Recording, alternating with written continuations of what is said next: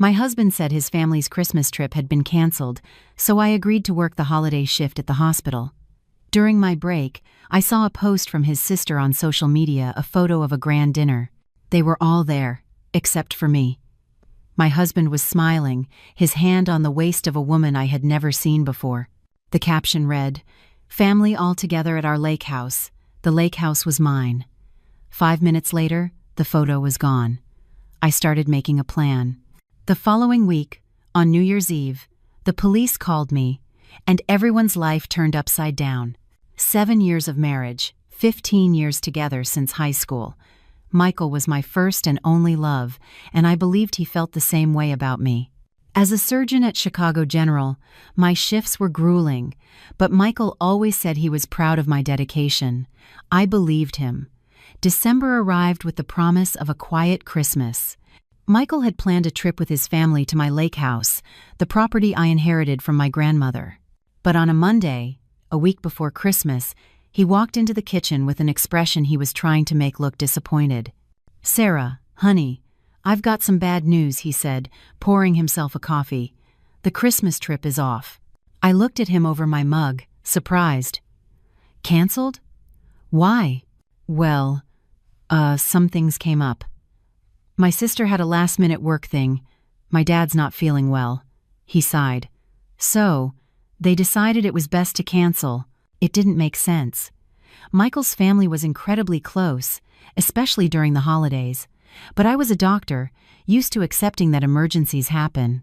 "Okay, well, we can do something just the two of us then," I suggested, smiling. "We can still go to the lake house."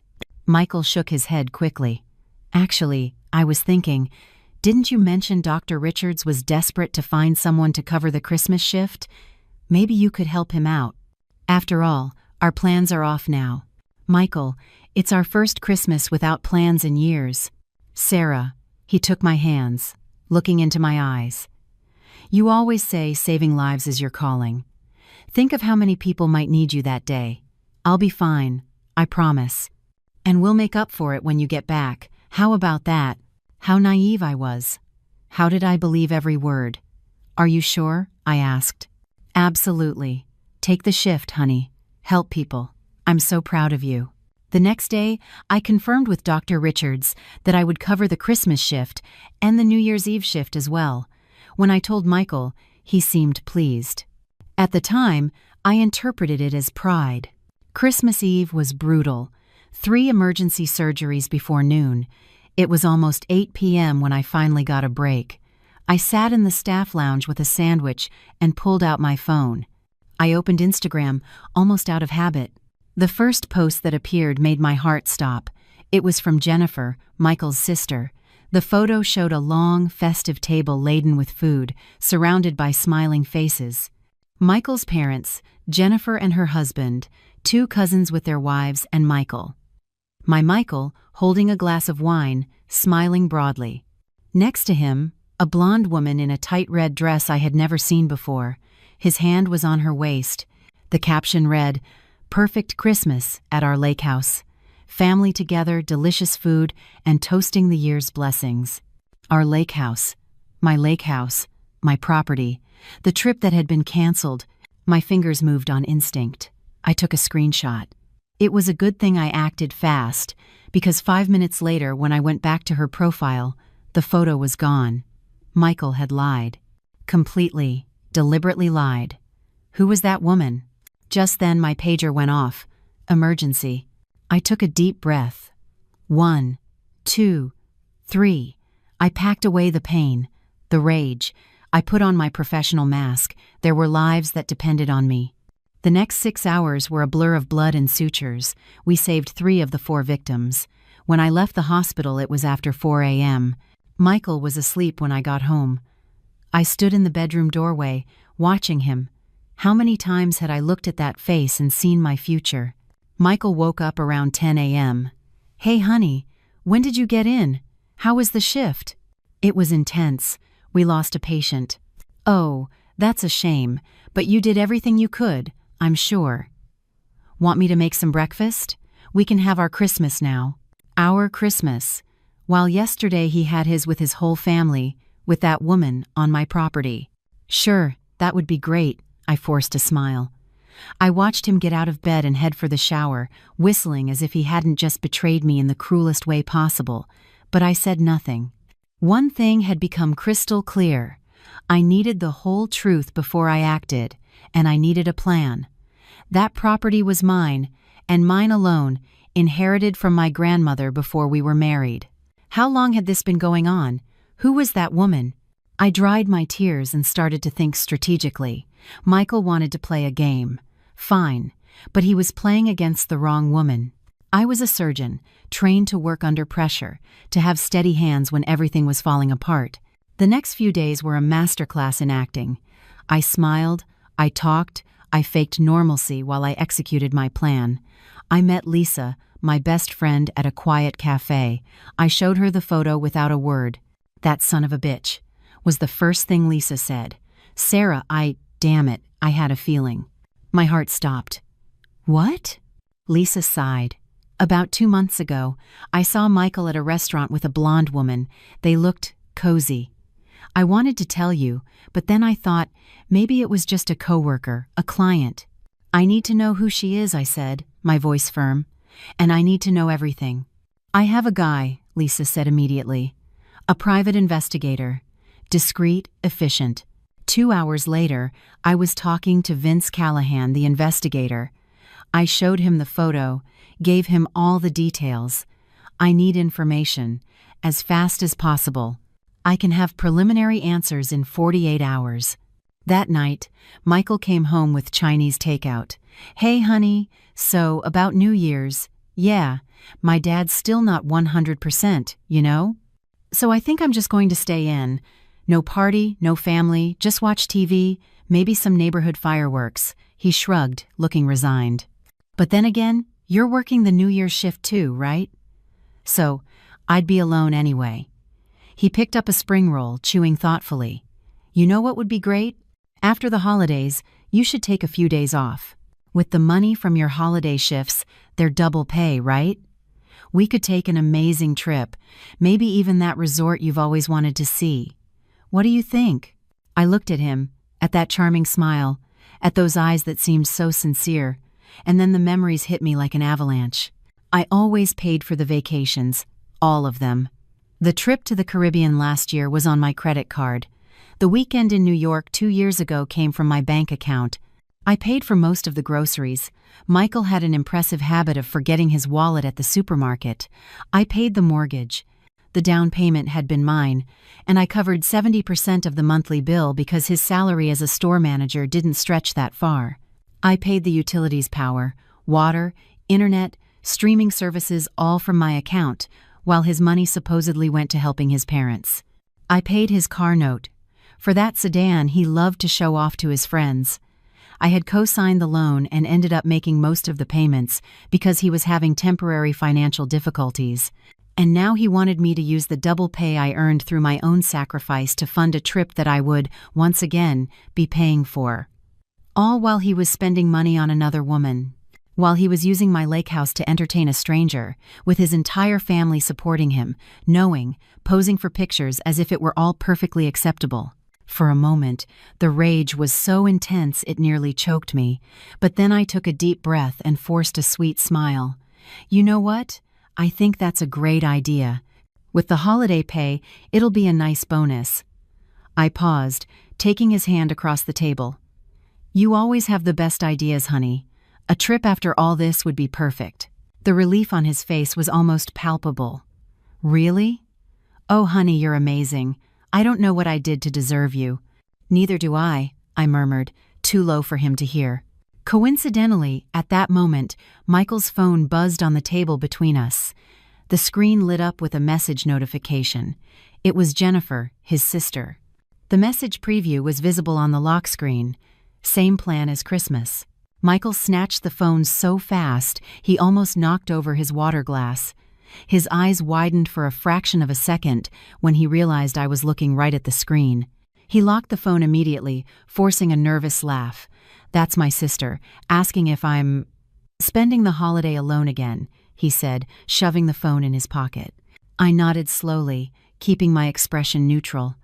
Of course, but my heart was pounding. Same plan as Christmas. The words echoed in my mind. The Christmas where he had lied about a canceled trip. The Christmas where he took that woman and his entire family to my lake house while I worked. They were going to do it again for New Year's. Michael was planning to deceive me a second time. On the 28th, Vince Callahan called. "Dr. Sullivan, I have information." My heart sped up. "Go on." "The woman's name is Amanda Morrison, 29, works as a salesperson at the same store where your husband is the manager. They've been in a relationship for approximately 15 months. Continue." "There are records of them visiting the lake house at least 8 times in the last 8 months, always when you were on call." Vince paused. "I have a few contacts at some banks who were able to verify spending on your husband's personal credit card. Hotels, expensive restaurants, jewelers, luxury department stores. Over the last 15 months, he spent over $30,000. $30,000 of his own money. While I paid 90% of our bills because he was always strapped for cash and needed to help his parents, I would have screamed if I wasn't so furious." The next day, I visited Harold Winter, the best divorce attorney in the city. I explained everything. Harold smiled. It was not a friendly smile. "The lake house was your inheritance, correct? Acquired before the marriage." "Yes. My grandmother left it to me 2 years before I married Michael." "Perfect. That means the property is entirely yours. Your husband has no claim to it. Technically, his presence there constitutes trespassing." I told him how I paid 90% of the bills while Michael claimed to be broke, and how the detective discovered he'd spent over $30,000 of his own salary on Amanda in the last 15 months. Harold shook his head. "So, he had money. He just chose to spend it on his mistress while you supported the household. That demonstrates a clear pattern. You contributed disproportionately to the marriage while he diverted assets. It will weigh heavily in your favor during asset division. The lake house is entirely yours, a prenuptial asset. The house you live in? You made the down payment and pay the vast majority of the mortgage. That will stay with you as well. I'll start preparing the paperwork. When do you want him served?" "Not yet. I have a plan for New Year's Eve first." When I finished explaining, Harold was beaming. "Dr. Sullivan, you missed your calling. You should have been a lawyer." My next stop was Sentinel Security. The representative, Mr. Evans, listened intently. "Let me see if I have this right. You want hidden security cameras installed throughout the property? An alarm system that detects any unauthorized entry, and for that system to alert both you and the local authorities?" "Exactly. And I need it installed tomorrow, December 30th. That's New Year's Eve. There will be an extra charge." "I don't care about the cost. It has to be tomorrow." "We can do that. The intruder won't know what hit them. I signed the contract, $8,500. One last thing, I want the system active the moment it's installed. If anyone enters that house without disarming it with the code, the alarm must sound immediately. You'll get the first call, correct? Standard protocol. We call the owner, confirm if it's a real intrusion, and then we alert the authorities." On December 30th, I drove to the lake house while Michael slept. The security team was already there. I spent 3 hours supervising. The cameras were tiny, invisible. The alarm system was seamlessly integrated. All the locks were changed. "The system is programmed to arm automatically at 6 p.m. today," Mr. Evans explained. "You can monitor all cameras in real time from your phone." "Perfect. Absolutely perfect." Before heading home, I stopped at the hospital. I found Dr. Richards in the hall. "Dr. Richards, I need to talk to you about my shift tomorrow." He looked at me with concern. "Something wrong, Dr. Sullivan?" "A family emergency has come up. I won't be able to work the New Year's shift. I am so sorry for the last-minute notice." He frowned, clearly annoyed. "Sarah, it's New Year's Eve. It's going to be impossible to find cover." "I know, and I truly apologize.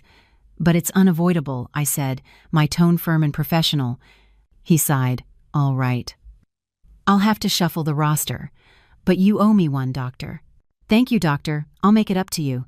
I felt a pang of guilt for the lie, but it was necessary. That night, lying next to Michael, I mentally reviewed every part of the plan. Cameras installed, alarm active, locks changed, Lawyer ready. All that was left was for Michael to walk into the trap. "Happy New Year, Michael," I whispered to myself. "You're going to remember this one for the rest of your life." The morning of December 31st dawned bright. Michael was particularly cheerful, checking his phone constantly. "Anything wrong?" I asked innocently. "Oh, no, just getting a few things organized. What time are you leaving?" "I have to be at the hospital by 1 p.m. I'll probably leave around noon." I saw the relief on his face. At 11:45, I got ready, putting my scrubs in my bag. Michael watched me, anxious. "You sure you'll be okay on your own?" Yeah, don't worry about me. "Actually, I might pop out in a bit to grab some snacks for an afternoon of movies." I kissed his cheek. "Okay. Love you." "Love you too. Save lots of lives." Yes, I thought. I'm going to save mine. I got in my car and started the engine, but I didn't drive to the hospital. I went straight to my friend Lisa's apartment, where she was waiting with coffee and a laptop connected to the security camera system. "Ready for the show?" she asked. "More than ready." At 12:53 p.m., I got a text from Michael. "Just left for the store. Have a good shift, honey." Lisa rolled her eyes. "Liar." At 1:47 p.m., the security system alert pinged.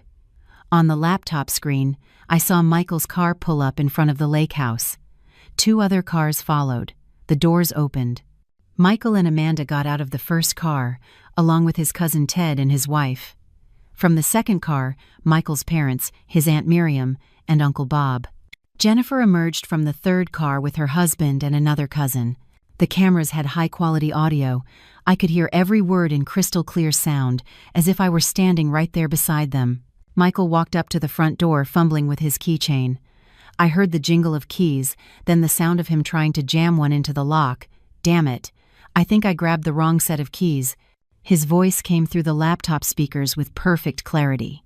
He tried a few more times, the metallic scrape of the old key on the new lock echoing. "Michael, what's going on?" Amanda's voice was shrill. "How do you grab the wrong keys?" "I don't get it. It must be jammed." Finally, he picked up a rock from the garden. "What are you doing?" Amanda shrieked. "I'll have to break the glass on the back door to get in. There's no other way."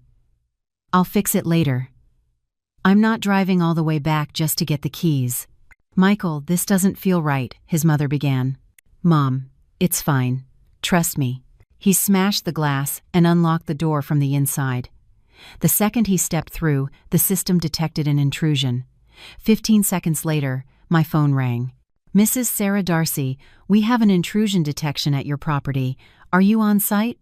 "No, I am not, and I have not authorized anyone to be there." "It's a break-in." "Understood. We are dispatching the authorities. The police should arrive in under 10 minutes. On the cameras, I watched Michael help everyone inside. In the living room, Amanda was taking selfies. You could see she already felt completely at home. "Michael, this house is gorgeous. It's so rustic and elegant. It must have cost a fortune. It's probably worth a couple million today." "Easy," Michael lied. "I bought it a few years ago as an investment."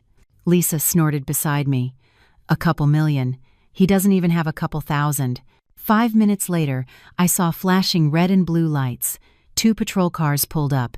Inside the house, someone shouted, "There are cops outside." Panic was instantaneous. "What? Why?"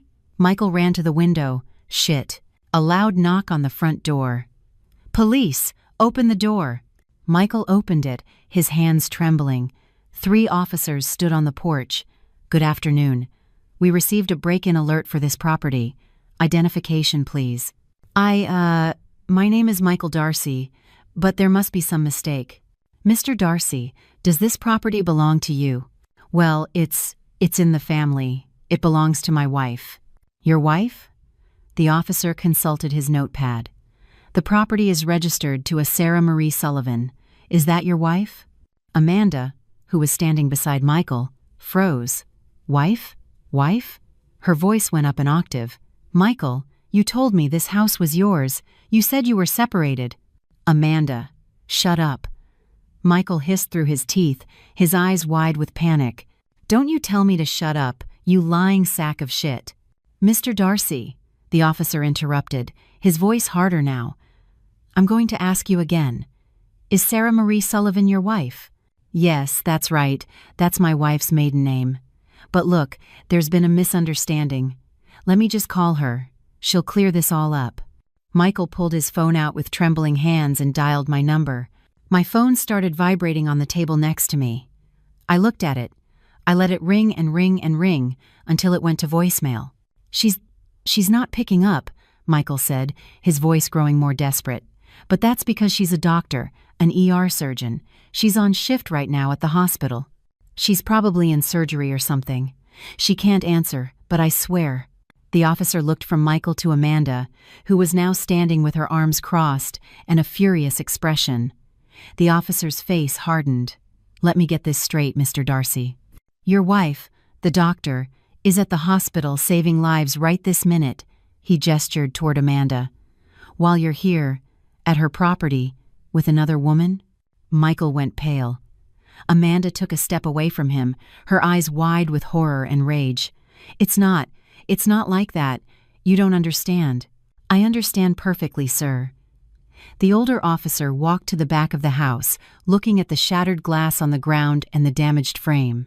He knelt, examining the fragments, then looked back at Michael with an expression that left no doubt what he was thinking. "Mr. Darcy, can you explain how this glass was broken?" Michael swallowed hard.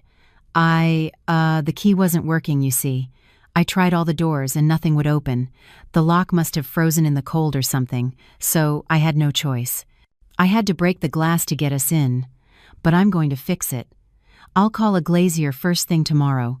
"You had to break the glass door," the officer repeated flatly, "of your wife's property, who, as she herself informed us, did not authorize anyone's entry. But it's a misunderstanding. Sarah knows I use the house. I've always used my key. It just didn't work this time." "Mr. Darcy," the officer cut him off, his patience clearly gone. "This is not a misunderstanding. This is breaking and entering, and trespassing." Michael's mouth opened, then closed. No words came out.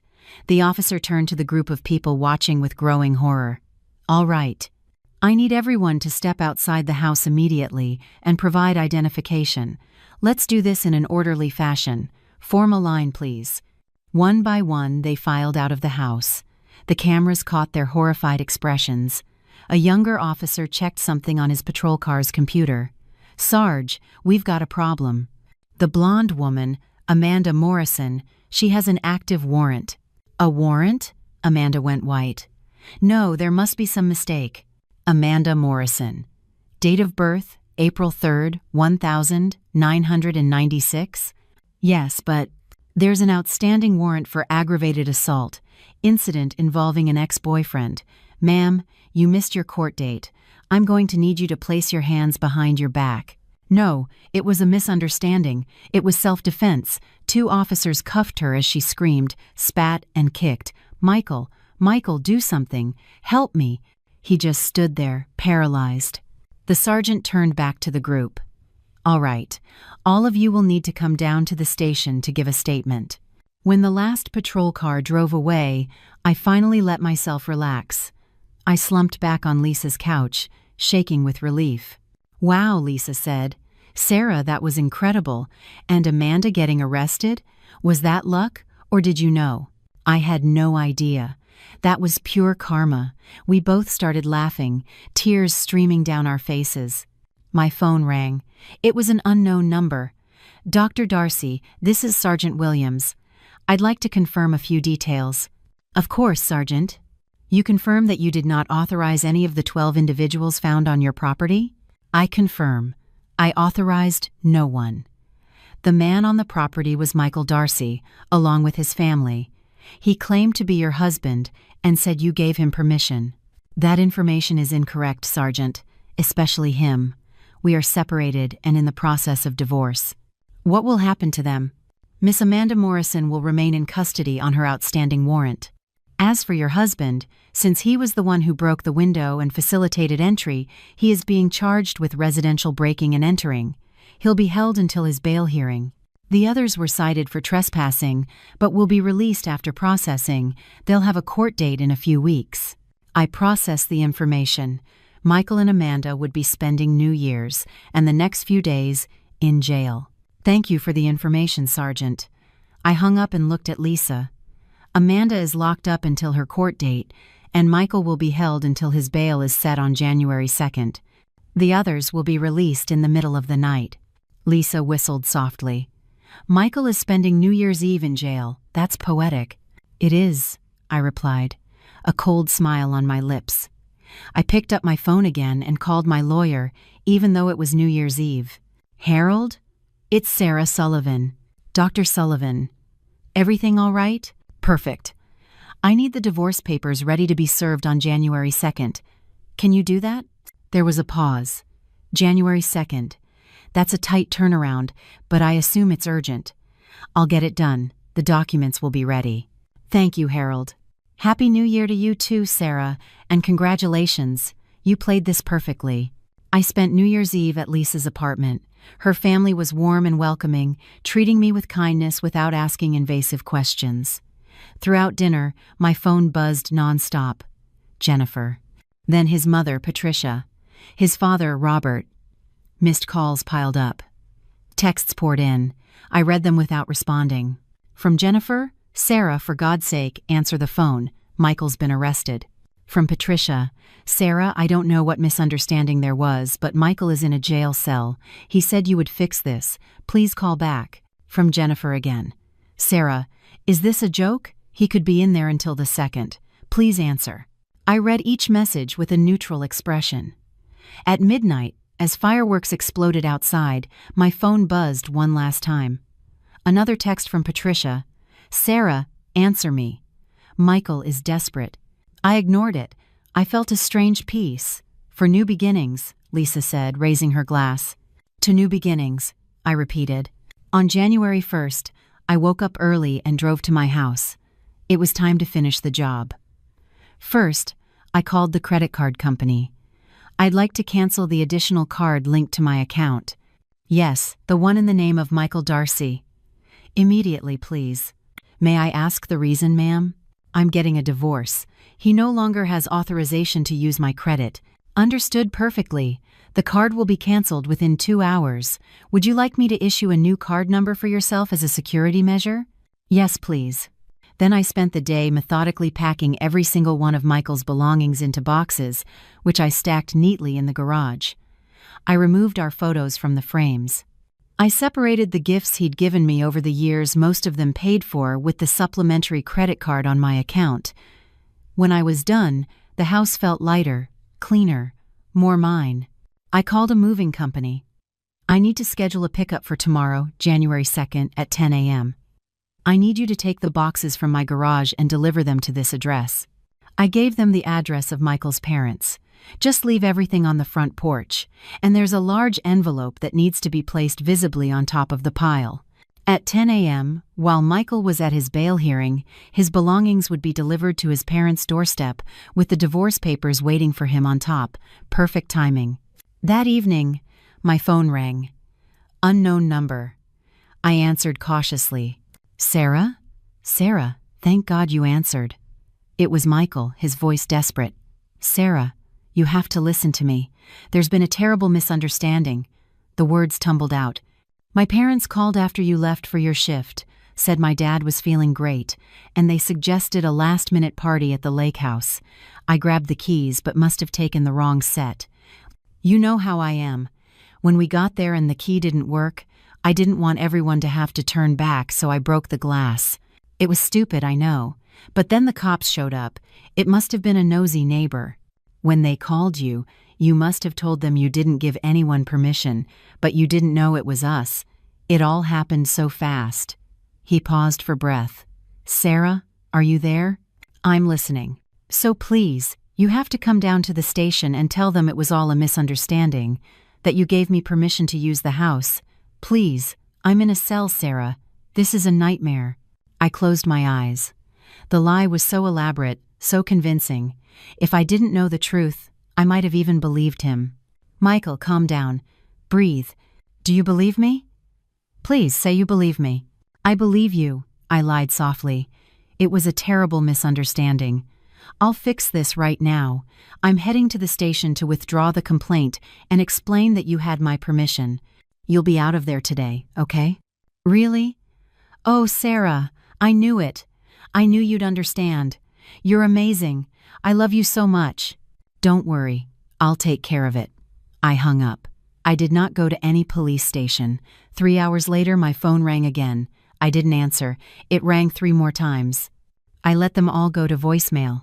The next day, January 2nd, Michael's bail hearing took place at 10 a.m. Harold, my lawyer, was there as an observer and called me right after. Michael had no lawyer, so the court appointed a public defender.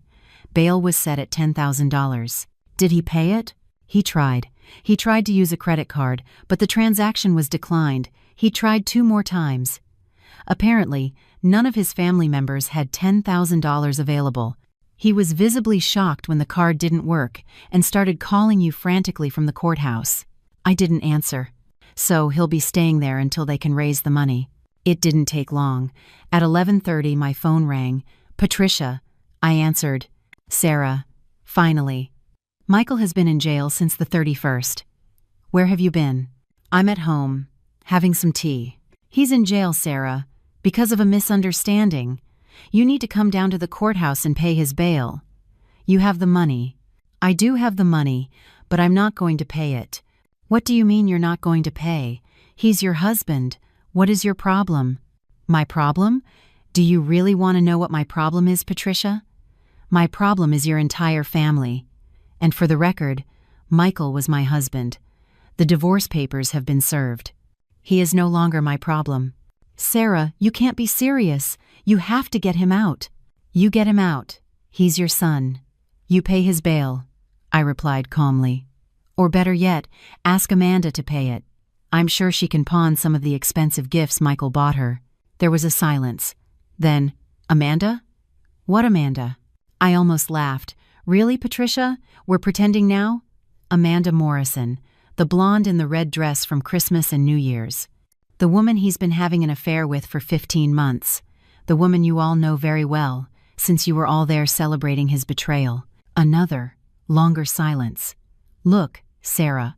Her voice shifted, becoming defensive. Amanda was just a bit of fun for Michael. He's always loved you. You know that. Fun? My voice was ice. A bit of fun that lasted over a year? Fun that he spent tens of thousands of dollars on? Fun that his entire family knew about and covered up? I guess the apple doesn't fall far from the tree. You were always like this, Patricia exploded. Always thinking you're better than everyone. You stuck-up snob, looking down on us just because you're a doctor.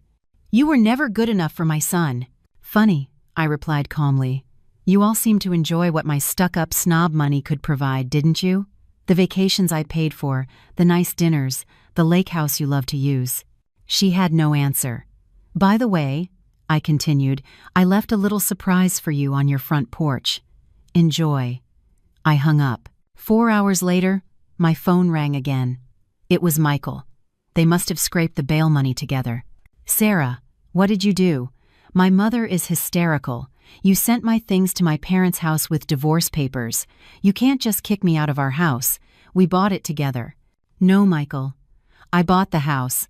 I paid the down payment and 90% of the mortgage for 7 years. It's all documented. That doesn't matter. We're married. I have rights. You have the right to accept my offer or go to court and lose a lot more. I have documentation for every cent I spent on that house, the bills, the vacations. Every cent I contributed while you saved your money for Amanda. The lake house, I want rights to it. And alimony, you make way more than me. I laughed. I actually laughed. The lake house is my inheritance, Michael. You have zero claim to it. And, as for alimony, you're a healthy, employed adult. Use the money you earn to support yourself. Stop being a leech. This isn't over, he said, his voice shaking with rage. Do that, I said.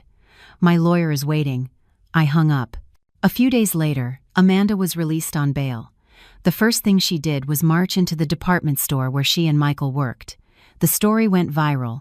She caused a monumental scene, screaming that Michael was a married liar who had deceived her, then slapped him repeatedly in front of customers and staff, Both were fired on the spot. Lisa sent me the videos. I laughed. A week later, Harold called. "Sarah." Michael signed the papers. "He accepted your terms in full. The divorce will be final in 60 days. I closed my eyes, feeling a weight lift from my shoulders. He's living with his parents, unemployed, with a criminal record. You won, Sarah. It wasn't about winning, Harold. It was about getting my life back. 60 days later, the divorce was final. I immediately went back to my maiden name. I was Sarah Sullivan again. The months that followed were about rebuilding.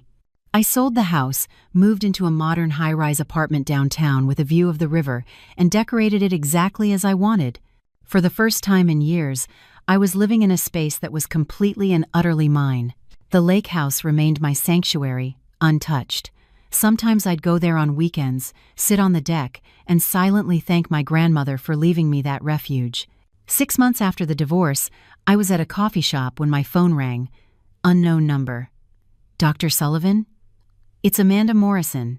I froze. "I know you don't want to talk to me," she said, her voice shaky, "but I had to call, to apologize. I didn't know he was married, I swear. He told me you were separated, that the divorce was just a formality. I was an idiot, but I believed him." "Why are you calling me, Amanda?" "Because my therapist said it would help. And because I realized that you and we were both his victims. He lied to you, he lied to me. He used both of us. And I wanted you to know that I am so sorry." I took a breath. "Amanda, I accept your apology, and I understand. I know how charming Michael can be. He knows exactly what to say. He made me feel so important," she whispered. "The house, the lake house, the car, the expensive dinners. I thought he'd built all of that himself. He didn't build any of it, Amanda. It was all mine. He used my work, my money, and my property to create an illusion of success. And you fell in love with the illusion." "Oh my God," she whispered. "I didn't know." "We were both victims," I said. "You were fooled about who he was, and I was betrayed while I funded his life. But Amanda, you also have to look at yourself. You were dazzled by the money and the status. You fell for what you thought he had." There was a silence. "Use this. Learn from it. And don't call me again. I wish you well, but I need to move on, and you can't be a part of that." "I understand. Thank you, Sarah." I hung up. She was right. We were both victims. But I had woken up. I had taken action. And now, I was free. The months turned into a year of peace, of rediscovering myself. I adopted an orange cat named Gus. I took a solo trip to Italy. I learned that I deserved kindness. One autumn afternoon, I was at the lake house, painting the deck, when a car pulled up. A man got out, tall, kind smile. "Hi, sorry to bother you. I'm James. I just moved in next door. Wanted to introduce myself." I came down from the deck, wiping my hands on my jeans. "Sarah, it's nice to meet you." We talked for a few minutes. He was an orthopedic surgeon, divorced, with a teenage son. "Well," he said finally, "I won't keep you. But maybe, if you'd like, we could grab a coffee sometime?" I smiled. A real, genuine smile. I'd love that. And just like that, it began again. Not with a grand romantic gesture, but with a simple invitation. Michael's betrayal hadn't broken me. It had liberated me. It had cleared the way for something real. The lake house, once the scene of a crime, had become the place where I found myself again, and where, just maybe, a new and honest beginning was about to unfold. The soft hum of chatter and clinking glasses filled the air as the Manhattan skyline glittered outside the grand ballroom of the Monarch Hotel. Among the crowd of polished elites, Naomi Carter, a rising star in interior design, sipped her champagne quietly. Her eyes wandered over the room, analyzing the elegant layout with the keen eye of someone who lived to transform spaces into something magical. For Naomi, events like this were more about inspiration than indulgence. She thrived on creativity and discipline, her designs adorning some of the most exclusive properties in the city. Tonight, though, felt different. Like the universe had more in store for her than just networking. Across the room, Ethan Blake, a renowned tech engineer and CEO of a cutting-edge AI company, stood at the bar. With his sharp suit and commanding presence, he appeared every bit the master of his domain. Yet his gaze wasn't on the champagne or the skyline, it had landed on Naomi. Unaware of the attention, Naomi tucked a strand of dark hair behind her ear, her mind focused on the challenges of her latest project. But when their eyes met, briefly but powerfully, it was as if the bustling room faded, leaving only a charged silence that neither could ignore. Neither of them could know that this seemingly fleeting encounter would alter the course of their lives forever. The crystal chandeliers sparkled above, casting a warm glow over the elegant ballroom as Naomi made her way to the bar. She wasn't here to make small talk or network. The event was just another professional obligation in her busy life as an interior designer. Still, the champagne in her hand was a welcome escape after a long week. "Is it just me, or does this place try a little too hard to impress?" a deep voice quipped beside her. Startled, Naomi turned to find a man with sharp features and an easy confidence. He was dressed in a perfectly tailored suit, his presence somehow blending into the opulence while commanding attention. "It's all about the lighting," she replied, unable to resist engaging. "Soft shadows and just enough sparkle to hide the imperfections." "That sounds like the voice of experience." His smile was disarming, his dark eyes glinting with intrigue. "Let me guess, you're in design?" "Interior design," she admitted, taking a sip of her drink. "And you?" "Tech," he replied simply, raising his glass. "Ethan." "Naomi." They didn't exchange more details, yet the conversation flowed easily, full of playful banter and light-hearted observations about the evening's guests. As the minutes slipped by, Naomi found herself laughing more freely than she had in ages. Ethan's wit and charm made her forget the rigid plans and goals that usually consumed her thoughts. "You have a way of making this place feel less," Naomi gestured vaguely, "pretentious." "And you've made it feel far more interesting," Ethan countered, the corners of his mouth lifting into a crooked smile. They shared another drink and then another, the air between them growing warmer, charged with an undeniable pull. Naomi couldn't recall the last time she'd felt so at ease with a stranger, or so drawn to one. When Ethan leaned in slightly, his voice low and teasing, "How much longer are you going to pretend you're not as curious as I am about where this night could go?" His words sent a shiver down Naomi's spine, the kind that whispered of possibilities too tempting to ignore. She didn't answer with words. Instead, her hand brushed his, a fleeting but intentional gesture that set the course for the rest of the evening. By the time they left the ballroom together, the city's lights stretched endlessly before them, a backdrop to a decision that would forever alter their lives. Naomi woke to the soft glow of dawn filtering through the sheer curtains of an unfamiliar penthouse bedroom. Her mind was a haze of fleeting memories, sparkling champagne, Ethan's laughter, the feeling of his lips against hers. The events of the night came rushing back, the drinks, the conversation, and the magnetic pull that had led her here. Turning her head, she saw Ethan asleep beside her, his features softened by the early morning light. His arm rested casually across the bed, his presence oddly reassuring. For a brief moment, Naomi allowed herself to savor the unexpected intimacy of the night. But reality soon crept in. This wasn't her. She wasn't the kind of woman who spent the night with a stranger, no matter how charming or disarming he might be. Quietly slipping out of bed, Naomi gathered her dress and shoes, dressing quickly in the luxurious bathroom. By the time she reached the penthouse door, she hadn't left a note. There didn't seem to be anything to say. In the days that followed, Naomi tried to bury herself in work, designing spaces that mirrored the control she desperately sought to regain. But something was different. Her usual focus felt fractured, her thoughts often drifting back to Ethan's smile or the way he had looked at her as though she was the most captivating person in the room. A few weeks later, everything changed. Naomi had been feeling uncharacteristically tired and nauseous, dismissing it as the result of late nights and endless deadlines. But when her symptoms persisted, she reluctantly bought a pregnancy test. She stared at the positive result in disbelief, her hands trembling. Pregnant. The word felt surreal, almost too big to comprehend. A mixture of fear, excitement, and uncertainty washed over her.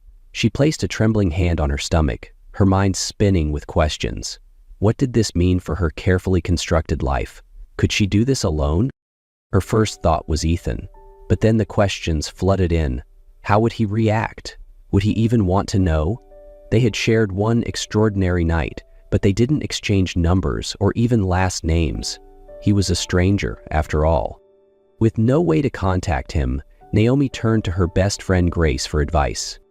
"This is insane," Naomi said, her voice shaky as she relayed the news. "I don't even know how to start handling this." Grace reached for her hand, her tone firm but supportive. "You don't have to figure it all out right now.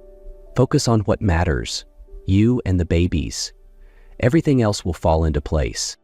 Naomi nodded, unsure of how or when, but knowing her life was about to change forever. For 2 months, Ethan Blake had replayed the same memory in his mind. Naomi's laughter, the way her eyes lit up when they talked, and the magnetic pull that had drawn them together. He had woken up the morning after their shared night to find her gone, leaving nothing behind. Not a number, not a name, just the lingering scent of her perfume and a memory that refused to fade. Ethan, a man known for solving the unsolvable, found himself at a loss. Without even knowing her last name, all his efforts to track her down led nowhere. For someone used to having control, the situation left him frustrated and strangely hollow. Now, standing in the middle of the Innovate NYC Technology Conference, he felt like the universe had finally answered his unspoken question. Naomi Carter, her name boldly displayed on a plaque as the lead designer of the exhibit he'd been invited to see. She was here. Ethan's heart pounded as he scanned the room, his eyes locking on her figure adjusting a display. She hadn't seen him yet. He took a moment to take her in, the same grace, the same understated elegance. But something had changed. "Naomi?" he called softly, his voice cutting through the hum of the conference. Naomi froze at the sound of his voice, her pulse quickening as she turned. Her eyes widened in shock as she saw him, the man she had convinced herself she'd never see again. "Ethan," she said, her voice barely above a whisper. Ethan stepped closer, his expression a mix of relief and disbelief. "I've been looking for you," he said, his voice tinged with frustration. "I didn't even know where to start, but I couldn't stop thinking about you." Naomi's heart sank. She had hoped for time, for a way to prepare herself for this moment. "I didn't think we'd see each other again," she admitted, her voice trembling slightly. Ethan searched her face, picking up on her hesitation. "Is something wrong?" he asked, his voice softening. Naomi hesitated, then drew in a steadying breath. There was no easy way to say it. "I'm pregnant." The words hung in the air between them, heavy with meaning. Ethan blinked, his expression unreadable as he processed what she had just said. "Pregnant?" he repeated, his voice low. She nodded, her hands instinctively moving to her stomach. 2 months. Ethan let out a shaky breath, his gaze flickering between her and the tiny hint of a baby bump beneath her blouse. His chest tightened with a swirl of emotions, shock, disbelief, but most of all, an overwhelming sense of responsibility. "And it's..." "Yes," Naomi said quickly, meeting his eyes. "They're yours." Ethan's shoulders dropped as the tension melted into something deeper. Resolve. "Naomi, you should have told me," he said, his tone firm but not accusatory. "I didn't know how to find you," she said defensively, her voice wavering, "and I wasn't sure if you'd even want to know." "Of course I'd want to know," Ethan said, stepping closer. "This changes everything, but I'm not going anywhere. I want to be part of this, of their lives, of your life, if you'll let me." Naomi felt her walls begin to crack as his words washed over her. "I don't know what I need right now," she admitted, her voice shaky. "Then let's figure it out together," Ethan said, his tone unwavering, step by step. For the first time in months, Naomi felt a spark of hope. Ethan wasn't just showing up, he was staying. The weeks following their unexpected reunion were a whirlwind of adjustments for both Naomi and Ethan. The guarded walls Naomi had built around herself began to crack, as Ethan eased his way into her life with quiet determination. True to his word, he didn't push her, but remained a steady presence, showing up for every prenatal appointment and making time despite his packed schedule. Naomi, however, struggled to find her footing. Balancing the demands of her career with the realities of pregnancy left her feeling stretched thin. The twins had brought a new joy into her life, but they also came with a wave of uncertainty she wasn't used to navigating. "You need to slow down," Grace said one evening, watching Naomi work late into the night on a design proposal. "You're carrying 2 lives, Naomi. Maybe it's time to let Ethan help." Naomi sighed, placing a protective hand over her stomach. "I'm not used to relying on anyone. I've always done things on my own." "And how's that working out for you now?" Grace's voice softened. "He's here, Naomi. Let him be." Ethan, for his part, seemed to sense Naomi's reluctance to lean on him. Instead of overwhelming her, he found subtle ways to support her. He began organizing her prenatal vitamins into a labeled dispenser, stocked her fridge with healthy meals, and even quietly took over handling the logistics of converting her spare bedroom into a nursery. One evening, Ethan arrived with a folded piece of paper and handed it to Naomi. She unfolded it to find a carefully sketched layout of a nursery. "You drew this?" she asked, surprised. "It's terrible, I know," Ethan said with a sheepish grin. "I'm not the artist here. But I figured you'd want to design it yourself, so I thought I'd give you a starting point." For the first time in weeks, Naomi laughed. "It's functional," she teased, "but it's a start." As the months passed, the two began to settle into an unspoken partnership. Naomi gradually opened up, sharing her fears about motherhood and her need to maintain her independence. Ethan listened without judgment, his presence unwavering. One night, after a particularly difficult day, Naomi found herself resting her head on Ethan's shoulder. "I didn't expect this," she admitted softly. "Neither did I," he said, wrapping an arm around her gently. "But I think we're figuring it out." Step by step, they were learning to trust not just each other, but the extraordinary path they were now walking together. The day came sooner than either of them expected. At just over 32 weeks, Naomi woke in the middle of the night to sharp pains rippling through her abdomen. Panic set in as she realized her water had broken. "Ethan!" she called out, her voice trembling. Within seconds, Ethan was at her side, his calm but urgent demeanor keeping her grounded. "It's okay, I've got you," he said, quickly grabbing the hospital bag they had packed just in case. The ride to the hospital was a blur of flashing lights and racing thoughts. Naomi clung to Ethan's hand, her usual composure giving way to fear. "It's too early," she whispered, tears streaming down her face. "They're not ready." "They're fighters," Ethan said firmly, his voice steady. "Just like their mom." At the hospital, the medical team moved swiftly.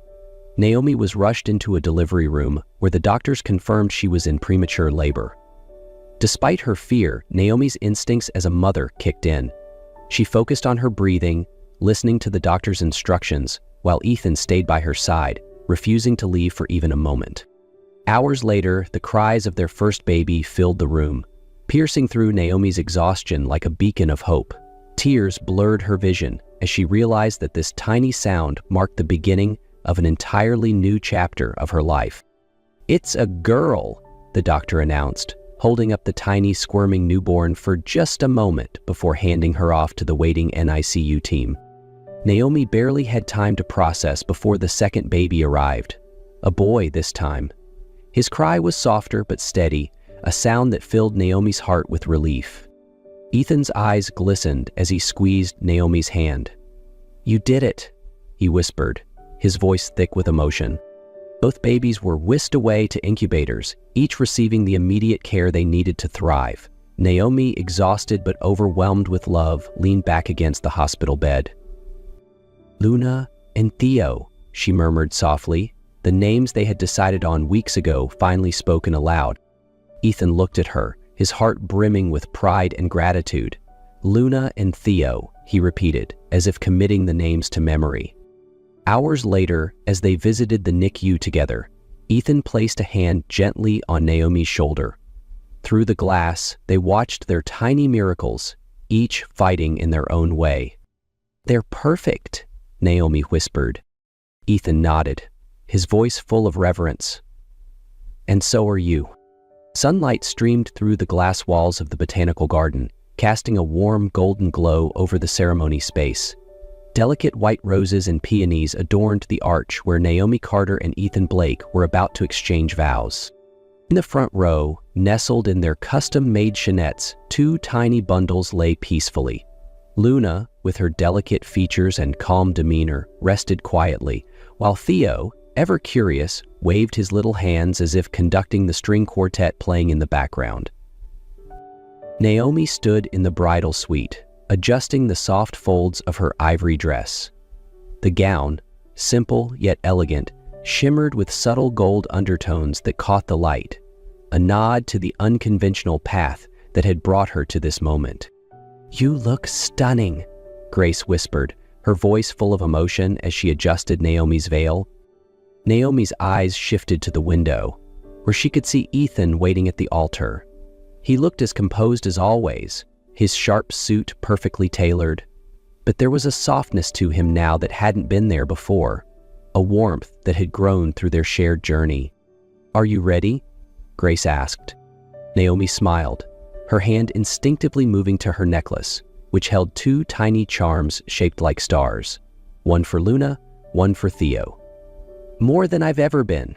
The ceremony began with Naomi walking down the aisle, her heart swelling at the sight of Ethan's gaze fixed solely on her. In that moment, the world around them seemed to fade, leaving only the promise of a life they would build together.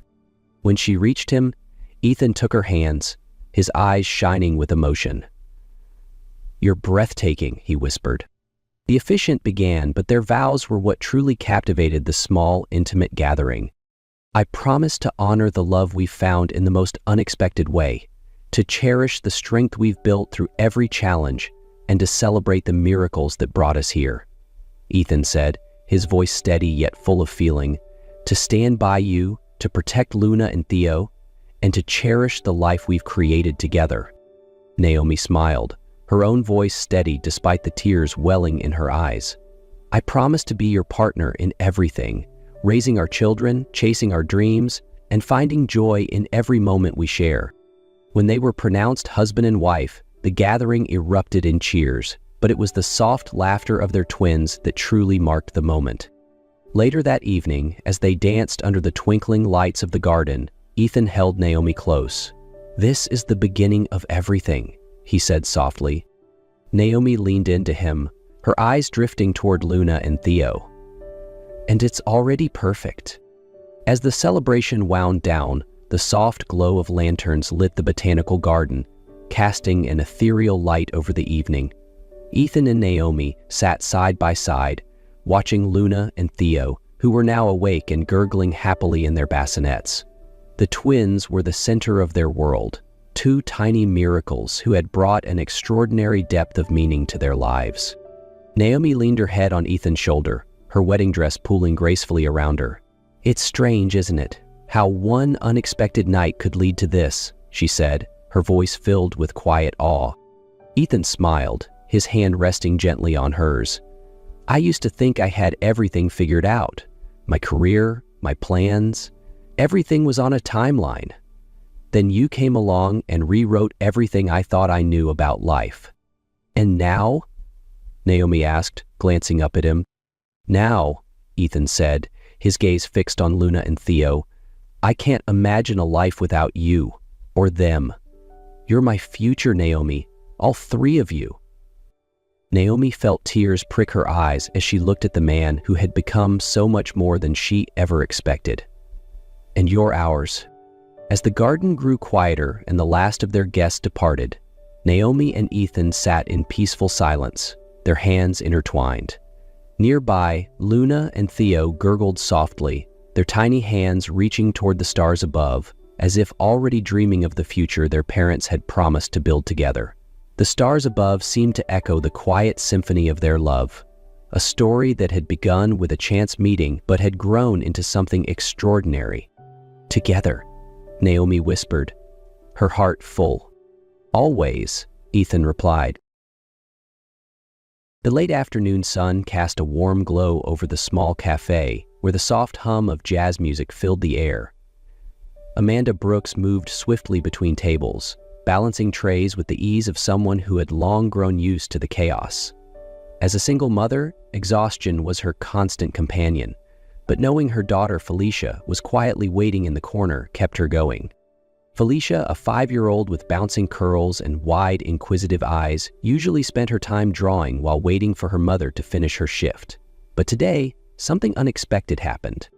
The cafe door swung open and a tall man stepped in. Dressed in a perfectly tailored suit, he exuded power and quiet authority. Before Amanda could even glance his way, Felicia suddenly dropped her crayons, bolted from her seat, and threw herself into the stranger's arms, exclaiming, "Daddy!" The entire cafe fell silent. Amanda froze, her heart clenched in shock.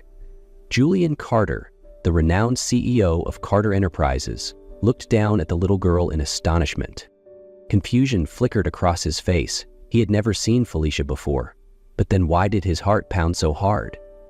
Amanda rushed forward, gently pulling Felicia away from Julian's arms. Her heart pounded as she felt every pair of eyes in the cafe locked onto them. "Felicia, what are you saying?" she whispered, panic creeping into her voice. The little girl simply looked up at her mother, then turned back to Julian, her tiny face glowing with joy. "Mommy, Daddy finally came to pick us up." The words sent a jolt through Amanda. She turned to Julian, who stood frozen, clearly just as stunned. I'm so sorry," Amanda stammered, her voice unsteady. "She must have mistaken you for someone else." But Julian's gaze remained on Felicia. His usually sharp gray eyes held a strange softness. There was something about this little girl, a connection he couldn't quite explain. "That's all right," he finally said, crouching down to her level. "Felicia, is that your name?" The little girl nodded eagerly. "You think I'm your dad?" Felicia grinned, as if the question was absurd. "I know you are. I saw you in my dreams. And now you're here." Her innocent declaration left both Amanda and Julian speechless. Amanda gently stroked her daughter's back, trying to calm her. "Felicia, sweetheart, you've never met your father, you know that, right?" Felicia blinked, momentarily puzzled, then simply smiled with certainty. "But I feel it, Mommy. He's right here." After a brief silence, Julian straightened, his gaze shifting to Amanda. "I don't believe we've ever met," he said, his voice steady but laced with curiosity. "No," Amanda swallowed hard. "I'm certain we haven't." Later that night, Julian sat in his high-rise office, staring out at the city lights, but his mind was elsewhere. Felicia's voice echoed in his head. "Daddy finally came to pick us up." The certainty in her tone unsettled him. He ran a hand through his hair, sighing. He had never met Amanda before, so why did this little girl look at him like she had known him forever? Unable to shake the feeling, his fingers hovered over his phone before he finally made a call. "I need you to look into someone for me. Amanda Brooks." Hours later, the first report came in. Amanda Brooks, 26 years old, single mother, working at a small cafe. No records of Felicia's father. She's raising the girl alone. Julian stared at the screen, a strange unease settling in his chest. At the same time, across the city, Amanda found a plain white envelope waiting outside her tiny apartment. She opened it, and a single sheet of paper slipped onto the floor. The messy black ink sent a chill down her spine. "Stay away from Julian Carter if you know what's good for you." Amanda tried to push away the fear creeping into her heart. The threatening note, it could have been a cruel joke. She didn't want to let it affect her job or make Felicia worry. So she kept working as usual, forcing herself to focus on customers' orders. But Julian couldn't ignore things as easily. Since that moment, Felicia had called him Daddy. Her voice kept replaying in his mind. She had been so certain, not a single trace of doubt in her eyes. And then there was Amanda. There was something about her that made him want to know more. 3 days later, he returned to the cafe. This time, when Amanda emerged from the kitchen and spotted him sitting at the corner table, she hesitated for a brief moment before walking over. "You're back again?" she asked, setting a fresh cup of coffee in front of him. "It seems like this place is growing on me," Julian replied smoothly, though his sharp gaze was fixed on her. Amanda gave a small, dry smile. I'm guessing it's not just for the coffee. Julian didn't deny it. He nodded. I want to know more about you, about Felicia. His words made Amanda tense up. The last thing she needed was someone, especially someone like Julian Carter, getting too close to her and her daughter. There's nothing interesting to know, she said firmly. Julian tilted his head slightly, observing her. You seem nervous. She stiffened at his perceptiveness. He was right. She was nervous. About the note, about Felicia, about Julian's sudden presence in their lives. But she couldn't tell him that. I'm just busy, she deflected, turning away. Before Julian could press further, another staff member walked in from the back, carrying a small package. Amanda, this came for you. She frowned, wiping her hands on her apron. Who would send me something here? The moment she opened the box, her breath hitched. Nestled inside was a small porcelain doll, its pale face eerily expressionless. It wore a delicate blue dress, the exact shade Felicia had worn just days ago. Amanda's fingers trembled as she reached for the note tucked beside it. Stay away from him if you know what's good for you. The words sent an icy chill down her spine. Her heartbeat pounded in her ears. Someone was watching. Someone knew about her and Felicia. Amanda's face went pale.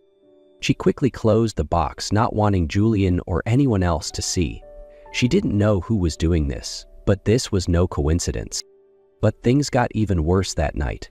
After putting Felicia to bed, Amanda was tidying up the living room when she heard a noise. A faint click near the window. Her heart pounded. She grabbed the nearest object, a frying pan, and crept toward the sound. But before she could react, the window flew open with force. A shadowy figure slipped in through the gap. She gasped, instinctively rushing to Felicia's room, her heartbeat thundering in her ears. The intruder didn't linger. They slipped away into the night, but not before leaving behind a chilling warning. Next time, you won't be so lucky. Amanda's tiny apartment was no longer safe. Amanda's heart was still pounding as she double-checked the locks for the third time. She held Felicia close, listening for any sounds outside. The tiny apartment no longer felt like home. It felt like a trap.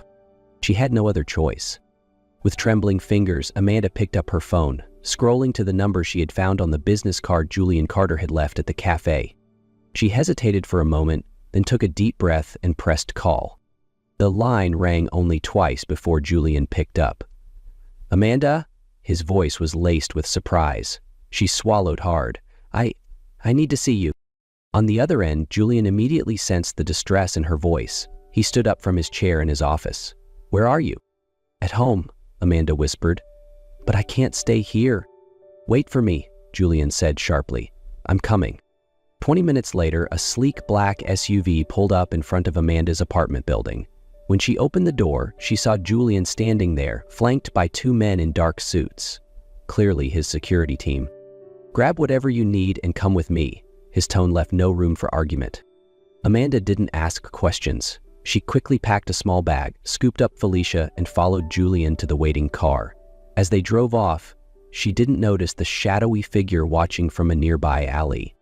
Holding Felicia close in the back seat, Amanda finally felt a sliver of safety.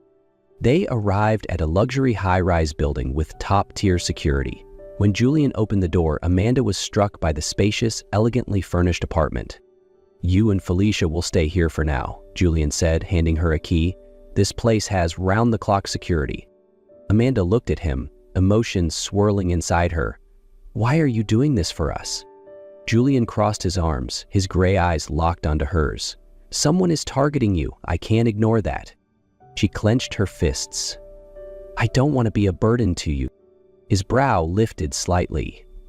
Amanda, someone broke into your home. This is not something you can handle alone. She bit her lip before nodding. Thank you. Felicia yawned, nestling into her mother's shoulder. Mommy, this place is so pretty. Julian looked at the little girl, a strange feeling stirring in his chest. He didn't know why, but there was something about Felicia that felt familiar. As Felicia drifted off to sleep, Amanda gently laid her down on the bed. When she returned to the living room, Julian was speaking in low tones to one of his security guards. "Find out who sent those threats and who broke into her home," he ordered. "I want answers as soon as possible." Amanda overheard but said nothing. All she knew was that from this moment on, she and Felicia were no longer alone. During their days in the new apartment, Felicia gradually grew closer to Julian. She loved sitting in his lap, listening to his stories, and would light up with excitement whenever he came home. Sometimes she even called him Daddy without realizing it. At first, Julian was taken aback, but he couldn't deny the warmth he felt around Felicia. He had always believed he was too busy for a family, yet now he found himself drawn to the presence of Amanda and Felicia in a way he never expected. As for Amanda, she was hesitant at first. She didn't want Felicia to grow too attached, but she couldn't ignore the truth.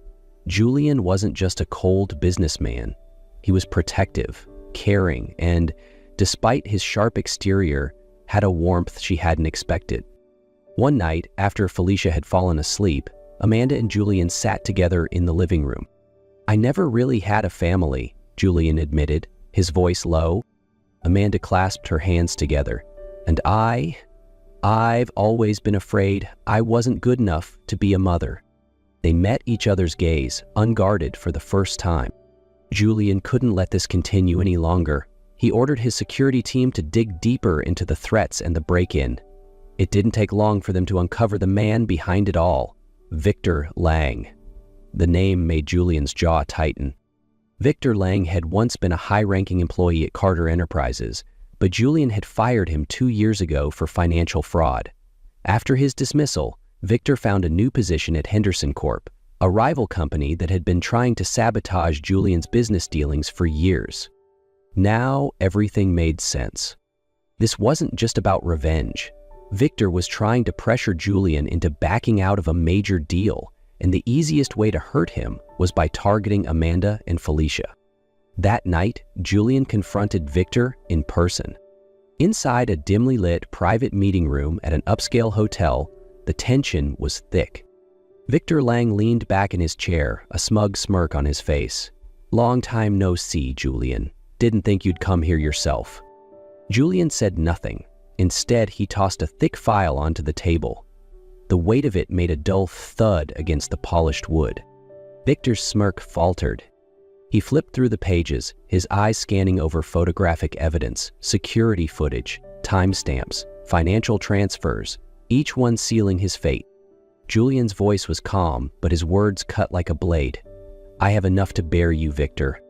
Victor chuckled, though it lacked confidence. "You really think the police will care about this?" He licked his lips. "Do you really want to make a scene out of this?" Julian leaned in, his steel gray eyes colder than ever. "You went after Amanda and her daughter. That was your mistake." A flicker of panic crossed Victor's face. His fingers twitched as if searching for a way out. And then, bam, the doors burst open. Police officers flooded in. Handcuffs clicked around Victor's wrists as he jerked in protest. "You can't do this to me." Julian merely watched, his expression unreadable. "I just did." The next day, Amanda read the news about Victor Lang's arrest, but she still couldn't shake the unease in her heart. The danger was over. But what about Julian? Without a reason to protect them anymore, would he leave? She glanced over at Felicia and saw her daughter happily drawing while Julian sat beside her, laughing softly. Her heart clenched. She had started to hope that he might be a part of their lives forever, but was that truly possible? After everything, Amanda and Felicia finally returned to their normal lives. But even though things looked the same, everything had changed. Felicia often asked about Julian. Every morning she would glance out the cafe window, hoping to see him walk in like before. "Mommy, is Mr. Julian coming today?" Amanda only smiled, but deep down she knew. She missed him more than she wanted to admit. That afternoon, when the cafe doorbell chimed, Amanda instinctively turned, and her heart nearly stopped. Julian stood there. He no longer looked like a detached businessman. Instead, he looked like a man searching for the most important thing in his life. This time, he wasn't here because he was worried about their safety. He was here because he wanted them. He stepped forward, stopping in front of the counter, his gaze locked onto hers. "I've gotten used to having you and Felicia in my life," he said, his voice steady. "I don't want to lose that." Amanda gripped the towel in her hands, emotions swirling inside her. But she hesitated. "We don't have a reason to be together anymore." Julian slowly reached for her hand, holding it gently. "We don't need a reason. We need each other." His eyes were unwavering, filled with sincerity, and in that moment, Amanda knew he wasn't here out of obligation. He was here because he had chosen them. A smile touched her lips, and the last of her walls crumbled.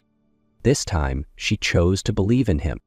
The sunlight cast a warm glow over the park, where Julian, Amanda, and Felicia enjoyed a peaceful picnic. Felicia ran across the grass, her laughter ringing through the air, pure and full of joy.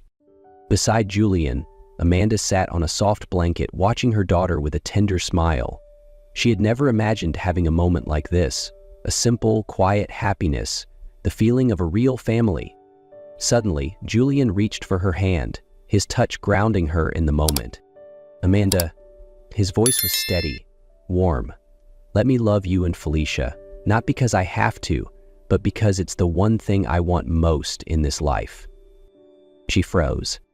No grand proposal, no contracts or conditions, just a promise. Simple, yet unwavering. Looking into his eyes, she saw the sincerity, the certainty. And this time, she didn't hesitate. A soft smile spread across her lips as she nodded. In that moment, she knew this wasn't just protection or obligation. This was the beginning of something real, a future full of promise, a story of family, love, and choice. What would you do if someone you once loved was now vulnerable and in need of help? Would you step in, or would you walk away? Ryan Cole, a successful architect known for designing some of the city's most iconic buildings, had everything people dream of: an impressive career, a luxurious lifestyle, and widespread admiration. Yet, beneath the surface of his seemingly perfect life lay an emptiness he couldn't ignore. Nights in his sprawling penthouse felt eerily quiet, and despite the accolades, Ryan often found himself longing for something deeper, something he lost long ago. One fateful evening, amid the city's endless buzz and chaos, Ryan's world took an unexpected turn. A chance encounter with Clara Hayes, the woman he once loved more than anything, would force him to confront not only his past, but also the man he had become. Her fragile state and growing struggles would lead him on a journey of redemption, love, and rediscovery. At 35 years old, Ryan Cole was the epitome of a successful architect. With major projects scattered across the city, he was admired for his relentless dedication and undeniable talent. Ryan's face often graced the pages of renowned architecture magazines, accompanied by articles praising his innovative designs and visionary approach. But behind the spotlight, his life was anything but fulfilling. His sprawling penthouse, perched atop a luxury high-rise, was where Ryan retreated every night. It was impeccably designed, with sleek furniture, floor-to-ceiling windows offering breathtaking city views, and an all-encompassing silence that greeted him like an unwelcome guest. Despite the success and acclaim, Ryan felt a gnawing emptiness that he couldn't shake. Ryan's phone never stopped buzzing. Messages from clients, reminders from his assistant, and an unending schedule of meetings left him with little time for anything else. Work consumed him entirely. Yet, on the rare evenings when he allowed himself to pause, the quiet of his home seemed deafening, wrapping around him like a cold, suffocating fog. In those moments, he couldn't help but wonder, what am I missing in life? Ryan had built an enviable career, but the price of his success was steep. Forgotten relationships, buried emotions, and a heart that seemed to have lost its way. One busy evening, Ryan was sitting in his sleek luxury car, stuck in the unending rush hour traffic. The red lights seemed eternal, and the blaring horns of impatient drivers only added to his growing frustration. His phone on the dashboard buzzed incessantly with notifications from clients and reminders from his assistant about unfinished tasks. He sighed, his gaze wandering aimlessly out the window. Across the street, a woman was struggling with several grocery bags, her arms weighed down by their load. One of the bags slipped from her grasp, spilling fruit onto the sidewalk. She bent down to pick them up, her movements slow and labored. Ryan was about to look away when she suddenly wobbled, her hand clutching her stomach as if trying to steady herself. His heart stopped. It was Clara Hayes. Her hair no longer had its usual shine, her eyes looked tired, and her figure had softened, her pregnancy unmistakable. Clara, the woman he had once loved more than anything, stood before him now, fragile and exhausted. Without hesitation, Ryan stepped out of his car and crossed the street. He reached her just as she stumbled and fell. "Clara! Can you hear me?" he called, his voice trembling with concern. Clara let out a faint groan, her eyes fluttering shut. Tinkling quickly, Ryan scooped her into his arms, her frail form trembling against his chest. As he carried her to the car, her faint breath sent a pang of fear through him. His chest tightened as he sped toward the hospital, the city lights blurring past, his mind consumed with one thought: I can't lose her. As Ryan sat in the hospital waiting room, memories of Clara flooded his mind. They came rushing back like scenes from an old movie, bringing both joy and heartache. They had met when Ryan was a young, ambitious architect with little to his name. At the time, he was working at a small firm, struggling to turn his design dreams into reality. Clara, a passionate elementary school teacher, was his biggest supporter. She would listen to his bold ideas, comfort him after every rejection, and constantly remind him, "Ryan, you're going to make it, just keep pushing a little longer." They lived in a tiny, run-down apartment with mismatched furniture from thrift stores. The kitchen often smelled of burnt food whenever Ryan attempted to cook, but they always laughed it off. Those days were challenging, but Clara's presence made Ryan feel like he could conquer anything. However, as Ryan's career began to take off, things started to shift. He spent less and less time with Clara. Romantic evenings were replaced by late-night meetings and endless business trips. Clara tried to be understanding, but she couldn't ignore the growing distance between them. One night, after a networking event, Clara confronted him. "Do you ever feel like we're living in two different worlds?" Ryan was caught off guard but brushed it off, saying, "You're a part of my world, Clara. I wouldn't be here without you." But Clara didn't feel it. His promises became increasingly hollow, and eventually she left, hoping to rebuild her life on her own terms. When the doctor informed Ryan that Clara was stable, he entered the hospital room, his mind swirling with questions. Clara lay on the bed, looking smaller and frailer than he'd ever seen her. Her hands rested lightly on her rounded stomach, as though shielding the baby. "Clara," Ryan called softly, pulling a chair closer to her bed. She opened her eyes, her gaze tired yet guarded. "Ryan." "You don't have to be here," she said weakly. "You collapsed in the street, Clara," he replied, his worry evident. "I couldn't just leave you there." Clara sighed and turned her face toward the window. After a long silence, Ryan asked, "How did it come to this? You're living in your car, Clara. Why?" She hesitated, as if debating whether to answer. Finally, she began, her voice quiet but steady. "I left you. I really thought I could start over. I got a new job, rented a small apartment, and things seemed okay at first. But then the company downsized, and I was one of the first to be let go. I didn't want to go back home. I didn't want anyone to see me fail, so I tried to hold on here." She paused, her eyes distant, lost in the memories of her struggles. "I tried to hold everything together, Ryan," Clara admitted, her voice shaking. "But my savings ran out faster than I ever imagined. The rent, the bills, everything just kept piling up. I looked for work every single day, but nothing came through. When I couldn't afford the apartment anymore, I had no choice. The car became my only shelter. I didn't want anyone to know how far I'd fallen." Ryan sat in stunned silence, her words cutting through him. "Why didn't you call me?" he asked quietly, his voice laced with guilt. Clara turned back to him, her expression colder than before. "Call you? For what? You've got your own life, Ryan. I wasn't going to be your burden." "Clara, you know I'd never turn my back on you," he said, almost pleading. "I had a right to know." "Ryan, don't ask," Clara interrupted sharply, her eyes flashing with resolve. "There are things you don't need to know, and this is one of them." Ryan wanted to press further, but when he saw the exhaustion in her eyes, he stopped himself. He realized that now wasn't the time to push her for answers. even though his questions continued to gnaw at him. After leaving the hospital, Ryan was adamant that Clara couldn't return to the car she had been living in. "You're coming to my place, no arguments," he insisted. At first, Clara protested. "Ryan, I don't need your pity," she said firmly, though her voice was weak. But Ryan interrupted her, his tone unwavering. "Clara, this isn't pity, it's responsibility. You need a safe place, and I'll make sure you have it." Ryan's home, vast and modern, seemed to spring to life the moment Clara stepped inside. However, Clara remained guarded, uncomfortable in the luxurious surroundings. Sensing her hesitation, Ryan tried everything he could to make her feel more at ease.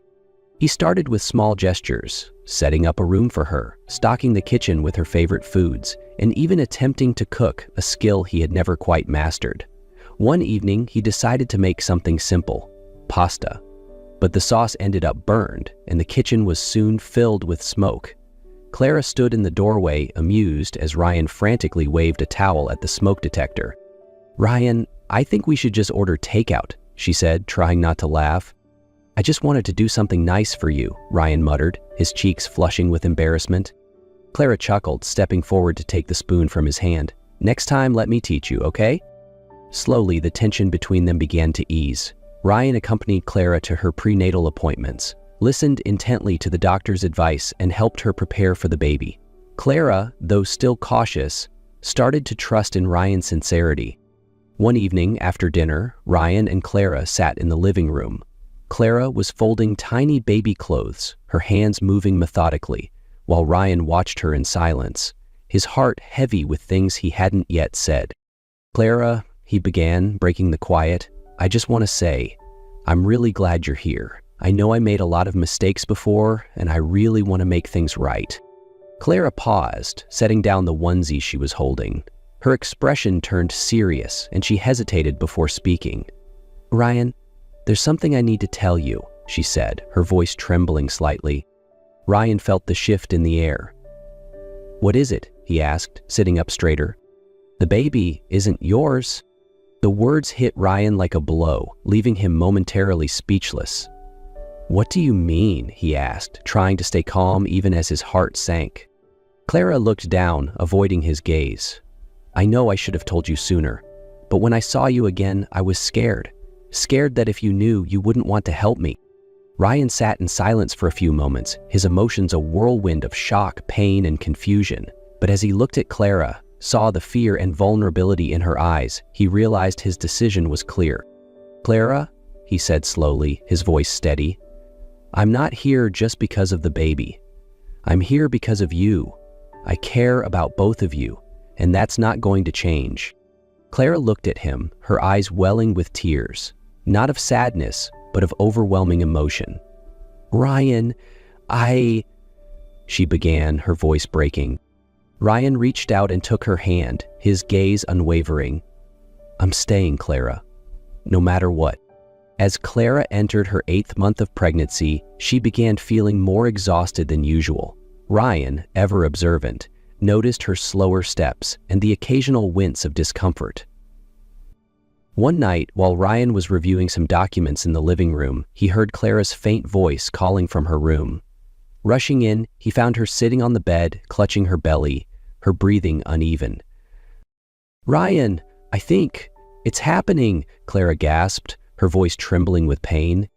Without hesitation, Ryan helped her to her feet. "Don't worry, I'm taking you to the hospital right now," he said, trying to stay calm even as panic surged within him. During the drive, Ryan held Clara's hand tightly, doing his best to reassure her. "It's going to be okay, Clara. I'm here." At the hospital, the doctors confirmed that Clara was in premature labor. They rushed her into the emergency room, leaving Ryan in the waiting area, pacing anxiously. Time stretched unbearably. Every time a nurse emerged, Ryan jumped to his feet. "How is she? How's the baby?" he asked desperately. Finally, a nurse approached with a reassuring smile. "She's delivered a baby girl. Both mother and baby are stable, but the baby will need monitoring since she was born early." Relief washed over Ryan. When he entered the room, he found Clara lying on the bed, pale, but with a gentle smile on her face. "Brian," she whispered. He walked over, taking her hand, his voice thick with emotion. "You did amazing, Clara. I'm so proud of you." That night, Ryan stayed by Clara's side. He stayed awake, adjusting her blankets, bringing her water, and standing by the incubator, watching over their tiny daughter. Though he said nothing, he silently vowed to protect them both, Clara and little Ellie, with everything he had. 2 years had passed since Clara gave birth, and their lives had changed in ways neither of them could have imagined. Ryan had not only kept his promise to stay, but he had become an integral part of Clara and her child's life. On a cool afternoon, the three of them went for a picnic at a nearby park. Clara laid out the food on a blanket under the shade of a tree, while Ryan played with little Ellie, now a lively and energetic toddler. Their laughter echoed through the peaceful surroundings, warming Clara's heart. As the sun began to set, painting the sky in shades of orange and gold, Ryan turned back to Clara. He set Ellie down on the blanket, letting her play with her little toys, and walked over to Clara, his eyes gleaming with determination. "Clara," he said, dropping to one knee. Clara froze, her eyes wide with surprise. "I don't know how to put into words just how much you and Ellie mean to me," Ryan began, his voice steady and warm. "Seeing the two of you every day has made me realize that my life only has meaning when it includes both of you." He reached into his pocket and pulled out a small box, opening it to reveal a sparkling ring. "Clara Hayes, you gave me a second chance when I didn't deserve one.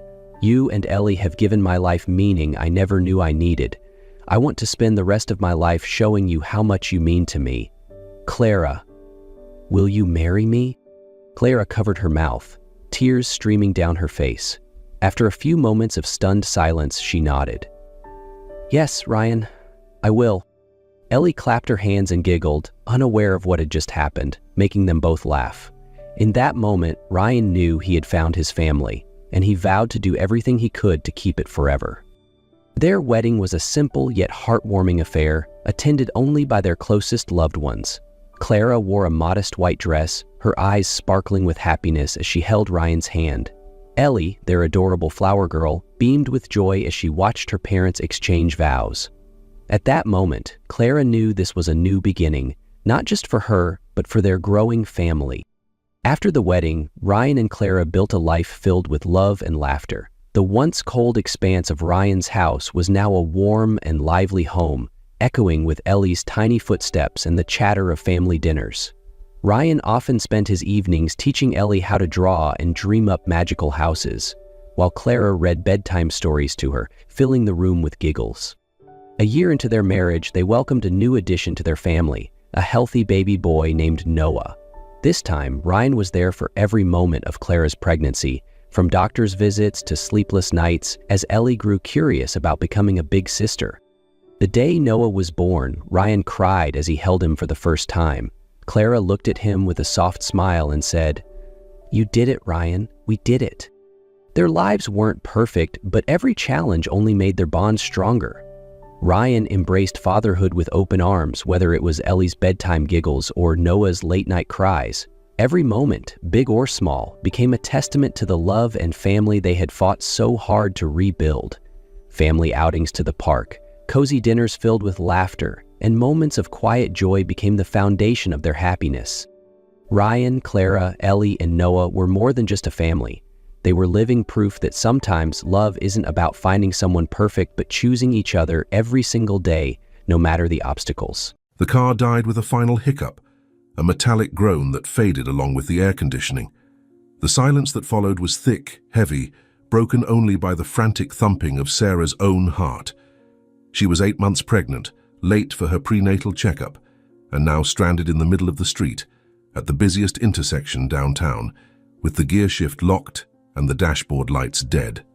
Her enormous belly pressed against the steering wheel, the baby kicking hard, as if protesting the sudden paralysis. She tried turning the key again. Nothing, just a dry, impotent click. With a sigh that came from the depths of exhaustion, she grabbed her phone, dialed her husband's number, Mike. The call rang and went to voicemail. "Mike, honey, the car broke down. I think it's the battery. I'm on Main Street, right in front of that glass-fronted hotel. Can you come help me?" She hung up, her hands shaking. Her back throbbed with a dull, constant ache. Before she could try again, a text from him popped up. "In an important meeting. Can't leave now. Call the insurance, that's what we pay for. Update me later." The air escaped Sarah's lungs. She closed her eyes for a second, feeling the loneliness of the situation tighten around her throat. She obeyed, called the insurance company, explained the situation with a voice that tried to sound steady. They were polite, efficient, said the tow truck would arrive in up to 40 minutes. She knew what that meant in the city's chaotic traffic. An eternity. She climbed out of the car with difficulty, the weight of her belly throwing off her center of gravity. The concrete sidewalk was scorching. She leaned carefully against the hot side of the vehicle, sliding down until she sat on the curb, her aching legs stretched out in front. The afternoon sun beat down on her face. She pulled a handkerchief from her purse and wiped the back of her neck, where sweat was starting to trickle. People passed by, some glancing with pity, most ignoring. Just another pregnant woman abandoned to her fate in the city heat. She just wanted to be home, lying on the couch with her swollen feet elevated. The doctor's appointment was now a lesser worry compared to this exhausting mishap. That's when the soft whir of the hotel's revolving door beside her caught her attention. A mechanical, discreet noise, but it sounded loud in the forced quiet of her wait. She turned her head, her gaze empty without expectation, and froze. Mike emerged through the glass portal, a relaxed and satisfied smile on his face. He adjusted the collar of his white dress shirt, a gesture she knew well, one he always made after freshening up. His expression was that of someone who had just experienced something good, something comfortable, far from work pressure. Sarah's pulse raced. The blood seemed to run colder in her veins, but what made her stomach contract with brutal force, nearly taking her breath away, was the person who appeared beside him. A woman, elegant, wearing an impeccable grey pantsuit, brown hair pulled back in a low bun. Sarah knew that silhouette, that way of walking, knew it very well. She blinked, trying to process. The world around her seemed to slow down, the traffic sounds turning into a muffled buzz. The woman wasn't a stranger. They knew each other, and Sarah knew exactly from where. The face was still turned sideways, but it was unmistakable. Her right hand gripped the rough edge of the curb. The fingers of her other hand pressed against her belly, where the baby was now moving, agitated, as if sensing the torrent of adrenaline flooding her mother's body. The couple stopped on the sidewalk, still under the hotel awning, laughing softly at something. Mike touched the woman's elbow, an intimate, casual touch. It was at that moment that the woman turned, her full face toward the street, her gaze sweeping over Mike and, by catastrophic chance, meeting Sarah's. Sarah's eyes narrowed. The blood that had seemed icy now burned in her face. She didn't scream, didn't cry. Her lips curved into a smile. Cold, controlled, lethal. The hand that had trembled with fatigue was now firmly closed around her phone. She already knew exactly what to do. With a fluid, calculated motion, she raised the phone. The screen was clean, reflective. Her breathing, by some miracle, had steadied. The shake in her hands was gone, replaced by a steel firmness. She turned on the camera, framed her own face, the tiredness under her eyes, the strands of hair stuck to her forehead by humidity, the skin marked by pregnancy, and then adjusted the angle. In the background, perfectly clear through the lens, Mike and Victoria, the mother-in-law of her own daughter, still shared that intimate closeness, unsuspecting, smiles still fresh on their lips. The digital shutter made a silent click. The sound was muffled by the city noise, but to her it rang like thunder. Without hesitation, her fingers danced across the screen. Opened the family group chat in the Messenger app. That noisy group, full of memes, dinner photos, and plans for the future. The future that had just been imploded. Selected the photo. Her own image, pregnant and helpless on the sidewalk, and behind, the portrait of betrayal in its rawest form. Him, in a white shirt, relaxed. Her, in a pantsuit, the mother of her daughter's boyfriend. Typing the caption was the easiest part. The words emerged with cutting clarity. "Look who I found here all cozy. By chance." Her finger hovered over send, for a fraction of a second. One last deep breath, filling her lungs with hot air. She pressed the screen. The explosion was immediate and digital. First, a 3-second silence. Then, her phone started vibrating and beeping non-stop, convulsively, a swarm of notifications threatening to crash the device. It was her daughter, Jessica, who started the frenzy. A long voice message that Sarah didn't need to listen to know the content. The instant view was enough. The text message followed in all caps. "Mom, this is a joke, right? Answer me." Next, Jessica's boyfriend, Alex, son of Victoria, jumped into the group. His messages were sharp, full of exclamation points. "Mom, what are you doing? What does this mean? Call me now, someone explain this, the real mother-in-law, Mrs. Thompson, Mike's mother, a normally reserved woman, sent a string of question marks and a fragmented phrase. My God, I can't believe Mike, for the love of God, Victoria, how could you?" Sarah's aunt, Betty, came in like a spinning machine gun. Quick, successive messages, no punctuation. "Sarah, my angels, where are you? Mike, you scoundrel. Victoria, you're a snake in human clothing. Someone go get Sarah immediately. Jessica, my flower, don't cry. This is a disgrace." Sarah's phone wouldn't stop. It was a beacon of chaos, illuminating her impassive face on the sidewalk. She held it firmly, watching the notifications pile up, each vibration a small hammer blow to the coffin of her marriage. Across the street, Mike's phone started ringing too. A professional tone, insistent. He pulled the device from his pocket with an annoyed expression, still facing Victoria. When his gaze met the screen, his face changed. The color drained from it in the blink of an eye, leaving a grayish pallor. His lips parted. His fingers trembled, holding the phone. He looked at Victoria, whose amusement had turned to confusion, and then slowly, as if moving against an overwhelming gravitational force, his head turned toward the opposite sidewalk. His eyes met Sarah's. She held his gaze, the phone still in her hand, the sent image glowing on the screen like a macabre trophy. There was no anger in her expression, just a deep, icy knowledge, the realization. Mike paled even more. It looked like his legs might give way. He swallowed hard, his hand instinctively going to his chest as if checking his own heartbeat. "Sarah?" The name came out as a hoarse whisper, lost in the avenue's noise. Victoria, sensing the catastrophic shift in the air, followed Mike's gaze. When she saw Sarah sitting on the curb, phone in hand, her composed face crumbled. Blood rushed to her cheeks, a blotch of pure panic.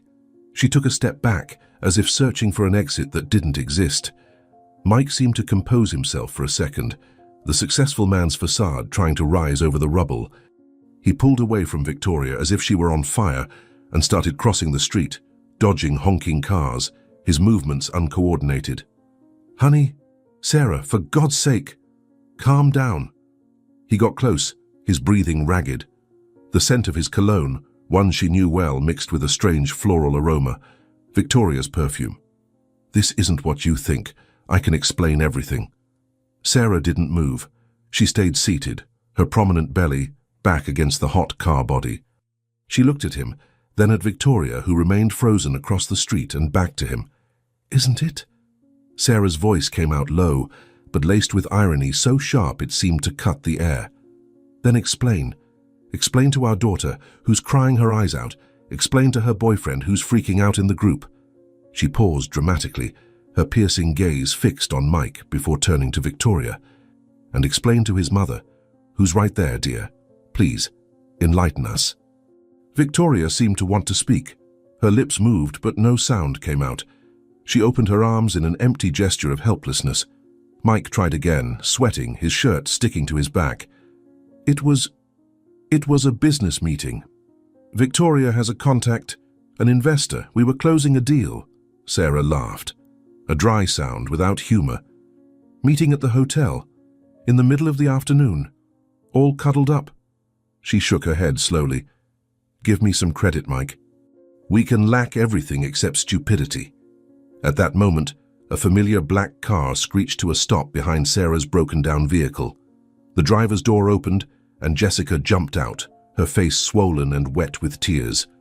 Her eyes, inherited from her father, were red and wide with shock, She ran to her mother, completely ignoring her dad. "Mom, Mom, tell me it's not true," she cried, kneeling on the sidewalk beside Sarah, her hands clutching her mother's arm. Seconds later, another car arrived at high speed, parking against traffic. Alex leaped out, his face a mask of fury and disbelief. He didn't head toward his mother. He marched straight to Mike. "What did you do?" Alex's voice came out shrill, loaded with newborn hatred. "What did you do to my family, to your family?" Sarah's family group chat kept exploding. Mrs. Thompson now sent long, tearful voice messages. Aunt Betty threatened to call the cops. A distant cousin had already shared the screenshot on social media with the caption, "Think my family just exploded." Mike was cornered between his crying daughter, the furious almost son-in-law, and his wife sitting on the ground, the owner of all the truth. He tried to talk to Jessica. "Jessica, my princess, please let me explain." Jessica turned to him, and the look she gave her father made Mike step back. "Don't call me princess. You don't have that right anymore." The pressure was too much. Victoria, still across the street, saw her son confronting Mike and seemed to snap out of her trance. She ran to the scene, her elegant shoes clicking fast on the asphalt. "Alex, please, calm down," she begged, trying to touch her son's arm. He turned to her, and the disappointment on his face was more devastating than any shout. "You... with Jessica's dad? Mom, how could you? You had dinner at their house last Sunday. You helped me pick out the ring." Victoria opened her mouth, but the words didn't come. The facade was crumbling in such a public and humiliating way that no excuse could be spun. The lover, the daughter's mother-in-law, tried to invent one. It was a business meeting, son. Misunderstanding."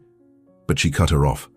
Sarah's voice, calm and clear, sliced through the chaos like a blade. "Meeting at the hotel? In the middle of the afternoon, all cuddled up? Give me some credit." The whole family turned into chaos. Voice messages, photos, screenshots, shouts, everyone demanding explanations. And a bigger bomb was still coming, pressed from all sides by her son's devastated look, by Sarah's silent fury, by the public shame. Something in Victoria broke. Her shoulders, once elegantly straight, slumped. She looked at Mike, seeking some support, but he was frozen, a man watching his world crumble in slow motion. "Fine!" Victoria's voice came out shrill, loaded with held-back tears. "Fine! Enough!" A heavy, abrupt silence fell over the group. Even the phone notifications seemed to pause for a moment. Victoria took a deep breath, looking at her son, avoiding everyone else's eyes. We've been having an affair for 6 months." The confession came out as a rough whisper. "We're in love." Jessica let out a muffled groan, burying her face in her mother's shoulder. Mike closed his eyes as if he could hide from that reality. Victoria continued, her voice gaining a bit more strength, a spark of defiance mixed with desperation. "He was going to divorce after the baby was born. We had already planned it. We were going to start a life together." The final revelation fell like a guillotine. It wasn't just an affair. It was a calculated betrayal. A cold plan that used Sarah's pregnancy as a timeline for a new life. The bomb wasn't just the betrayal, but the level of coldness behind it. Everyone looked at Sarah, expecting a collapse, screams, tears. She took a deep breath, a long, clean one. She rested her hand on the tense curve of her belly, feeling the baby move, a life that was only hers, not theirs. She stood up with difficulty, a slow and deliberate movement that required all her weight and dignity. Jessica stepped back, looking at her mother with a mix of pity and admiration. Sarah looked at Mike, then at Victoria. Her expression was one of terrifying serenity. "Great." The word came out calm, clear, and mortally final. "Because tomorrow, I'm filing for divorce. And while you deal with the mess you made..." She paused, her gaze sweeping the devastated faces around her. "I'll take care of my baby, and my freedom." At that moment, as if directed by a cosmic script, the orange tow truck from the insurance company arrived, stopping behind Sarah's car with a short honk. Without another word, Sarah picked up her purse from the ground, gave a squeeze to Jessica's shoulder. completely ignored Mike and Victoria, who looked like statues of salt in the midst of the chaos they had created. Walked to the tow truck and spoke a few low words to the driver, who nodded, visibly embarrassed by the tension in the air.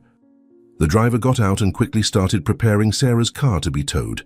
She then headed to the truck's cab, opened the door, and with visible difficulty but impeccable posture, climbed in. Didn't look back, sat in the passenger seat, closed the door. The sound of the outside world was muffled.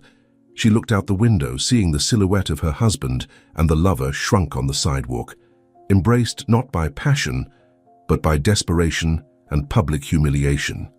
The driver got in, gave her a hesitant glance. "Let's go," said Sarah, her voice firm. The tow truck shifted gears and pulled away from the curb, leaving behind the broken pieces of two families. That day, pregnant and betrayed, she didn't break. She awakened. The tow truck's engine rumbled, a low and steady sound filling the cab. Through the window, the scenery of her previous life paraded in slow motion. Mike and Victoria were still on the sidewalk, two diminutive figures cornered by the circle of people forming. A phone fell from Mike's hand and shattered on the asphalt. He didn't even seem to notice. The image of them shrinking in the rearview mirror was the last page of a chapter she had just slammed shut. Sarah turned her gaze to her own hands, resting on her belly. The adrenaline that had kept her steady was starting to fade, leaving behind a trail of fine, deep tremors. She felt them in her fingers, in her legs, an internal chill that the cab's stuffy heat couldn't warm.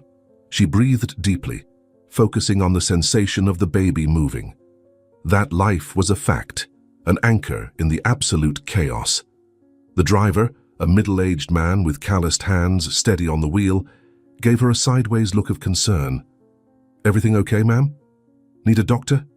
You're looking really pale." She shook her head, unable to force words. Her voice had retreated to some deep place inside her. She clenched her jaws to stop them from trembling and nodded. Another brief gesture. Her eyes remained dry, burning with desert-like dryness. The phone in her lap kept vibrating, an insistent, mad buzz against her thigh.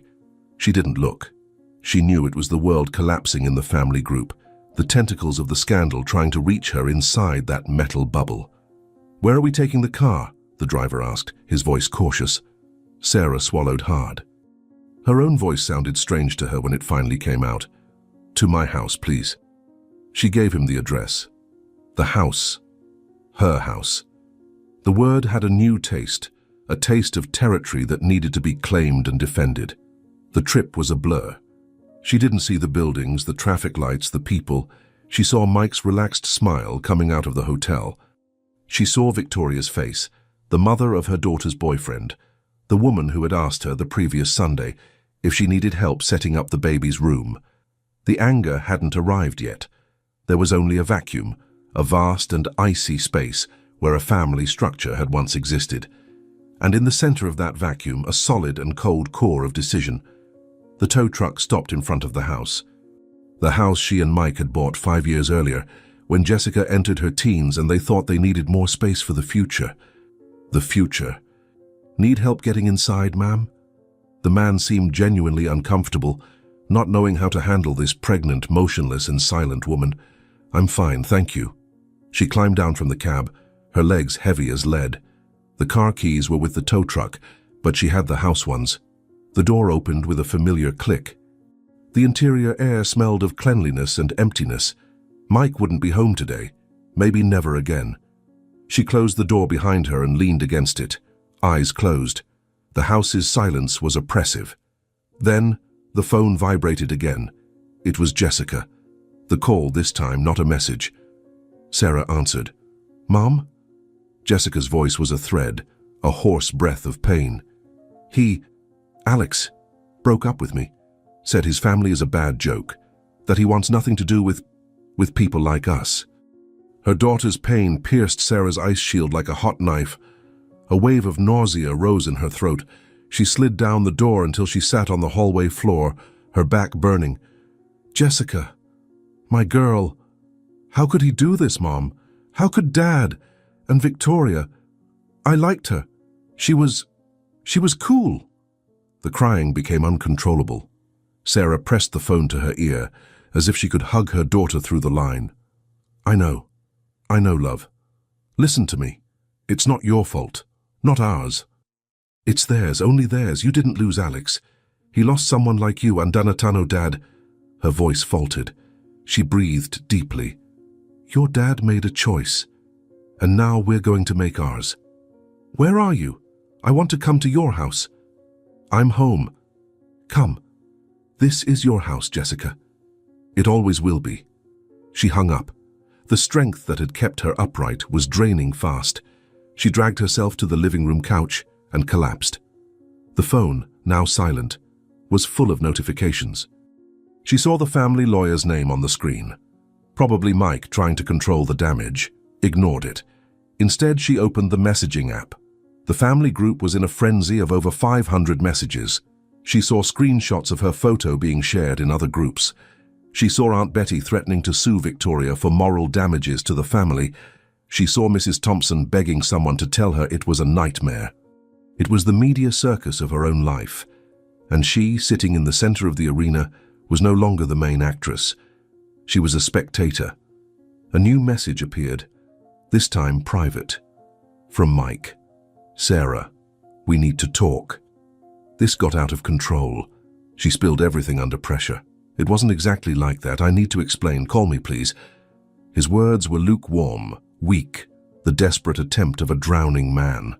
She read and didn't reply. Explain? What was there to explain? The photo was the explanation. Victoria's confession was the explanation. Her daughter's crying was the explanation. Night fell over the city and the silent house. Jessica arrived, eyes swollen, and threw herself into her mother's arms on the couch. They cried together, not for the loss of Mike, but for the loss of normalcy, trust, the image they had of their own family. As Jessica fell asleep, exhausted in her mother's lap, Sarah picked up her phone and, with a calm that seemed surreal to her, searched for the name of the best divorce lawyer in the city. Not the one from Mike's firm. Another, known for being ruthless. Sent him a brief email. Need an urgent consultation. Subject: divorce with asset complexity and custody of unborn minor. My situation is as follows. She described the facts clinically, dryly. The 6-month affair, the public confession, the lover's relation to the family, the 8-month pregnancy. In writing, she transformed her pain into data, her betrayal into legal arguments. It was a process of sanitization, of cauterizing the wound. The next morning, the media storm hadn't subsided. The story with the photo had leaked to a local gossip blog. Mike and Victoria's faces were there, pixelated but recognizable.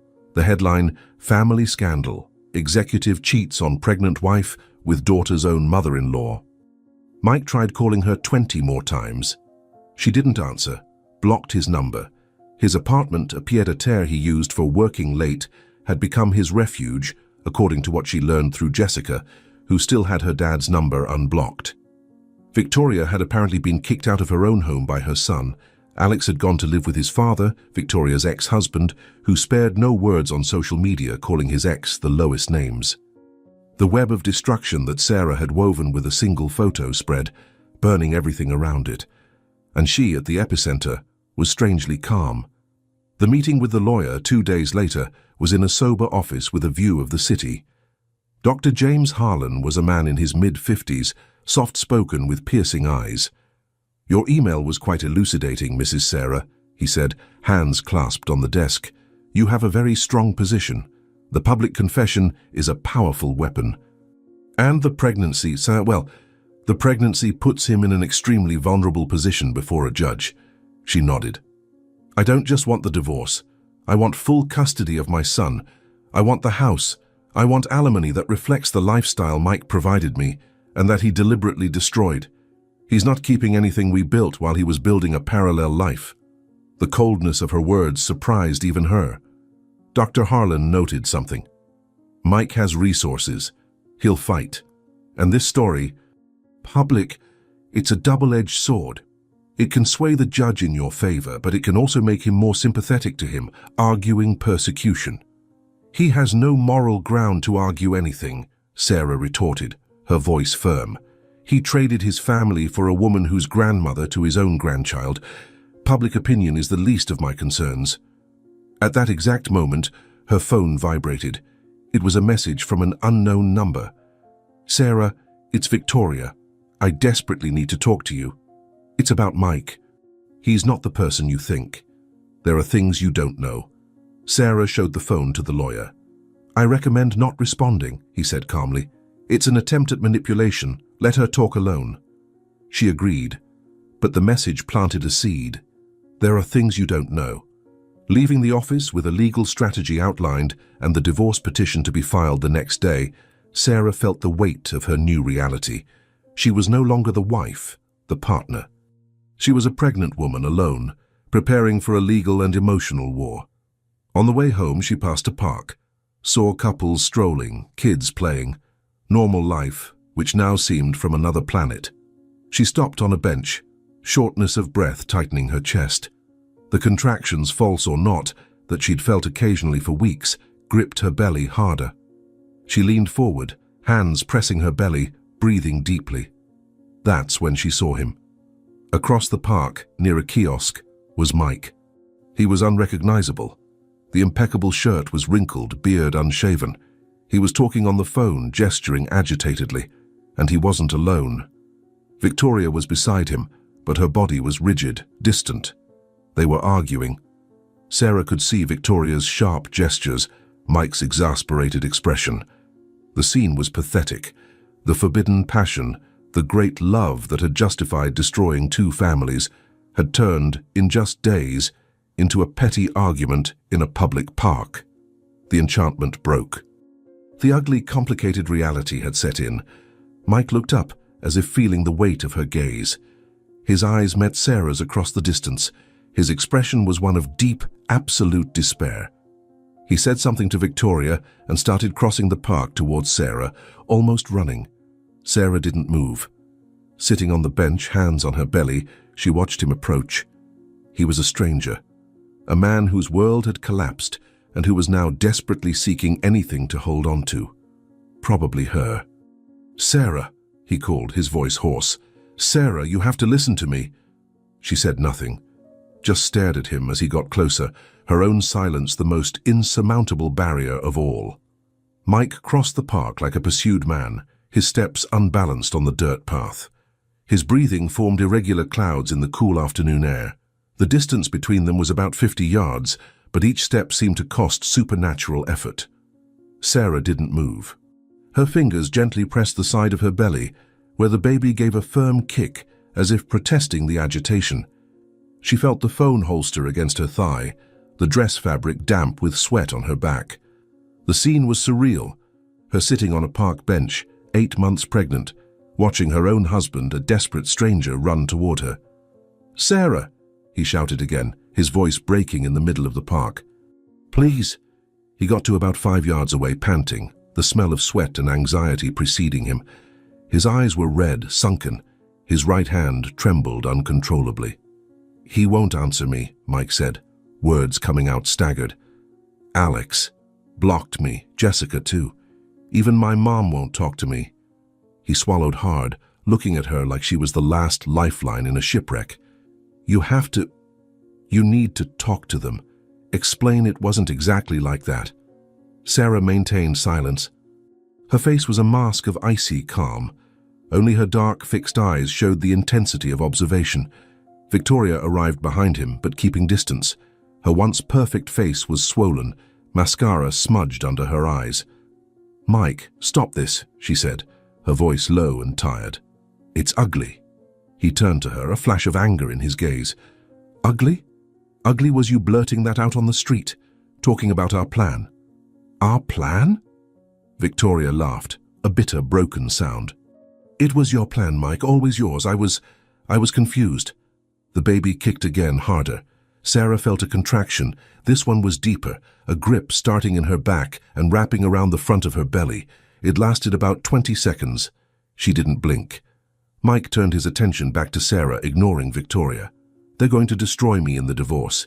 You sent the photo to everyone, even to my firm partner. He messaged me this morning.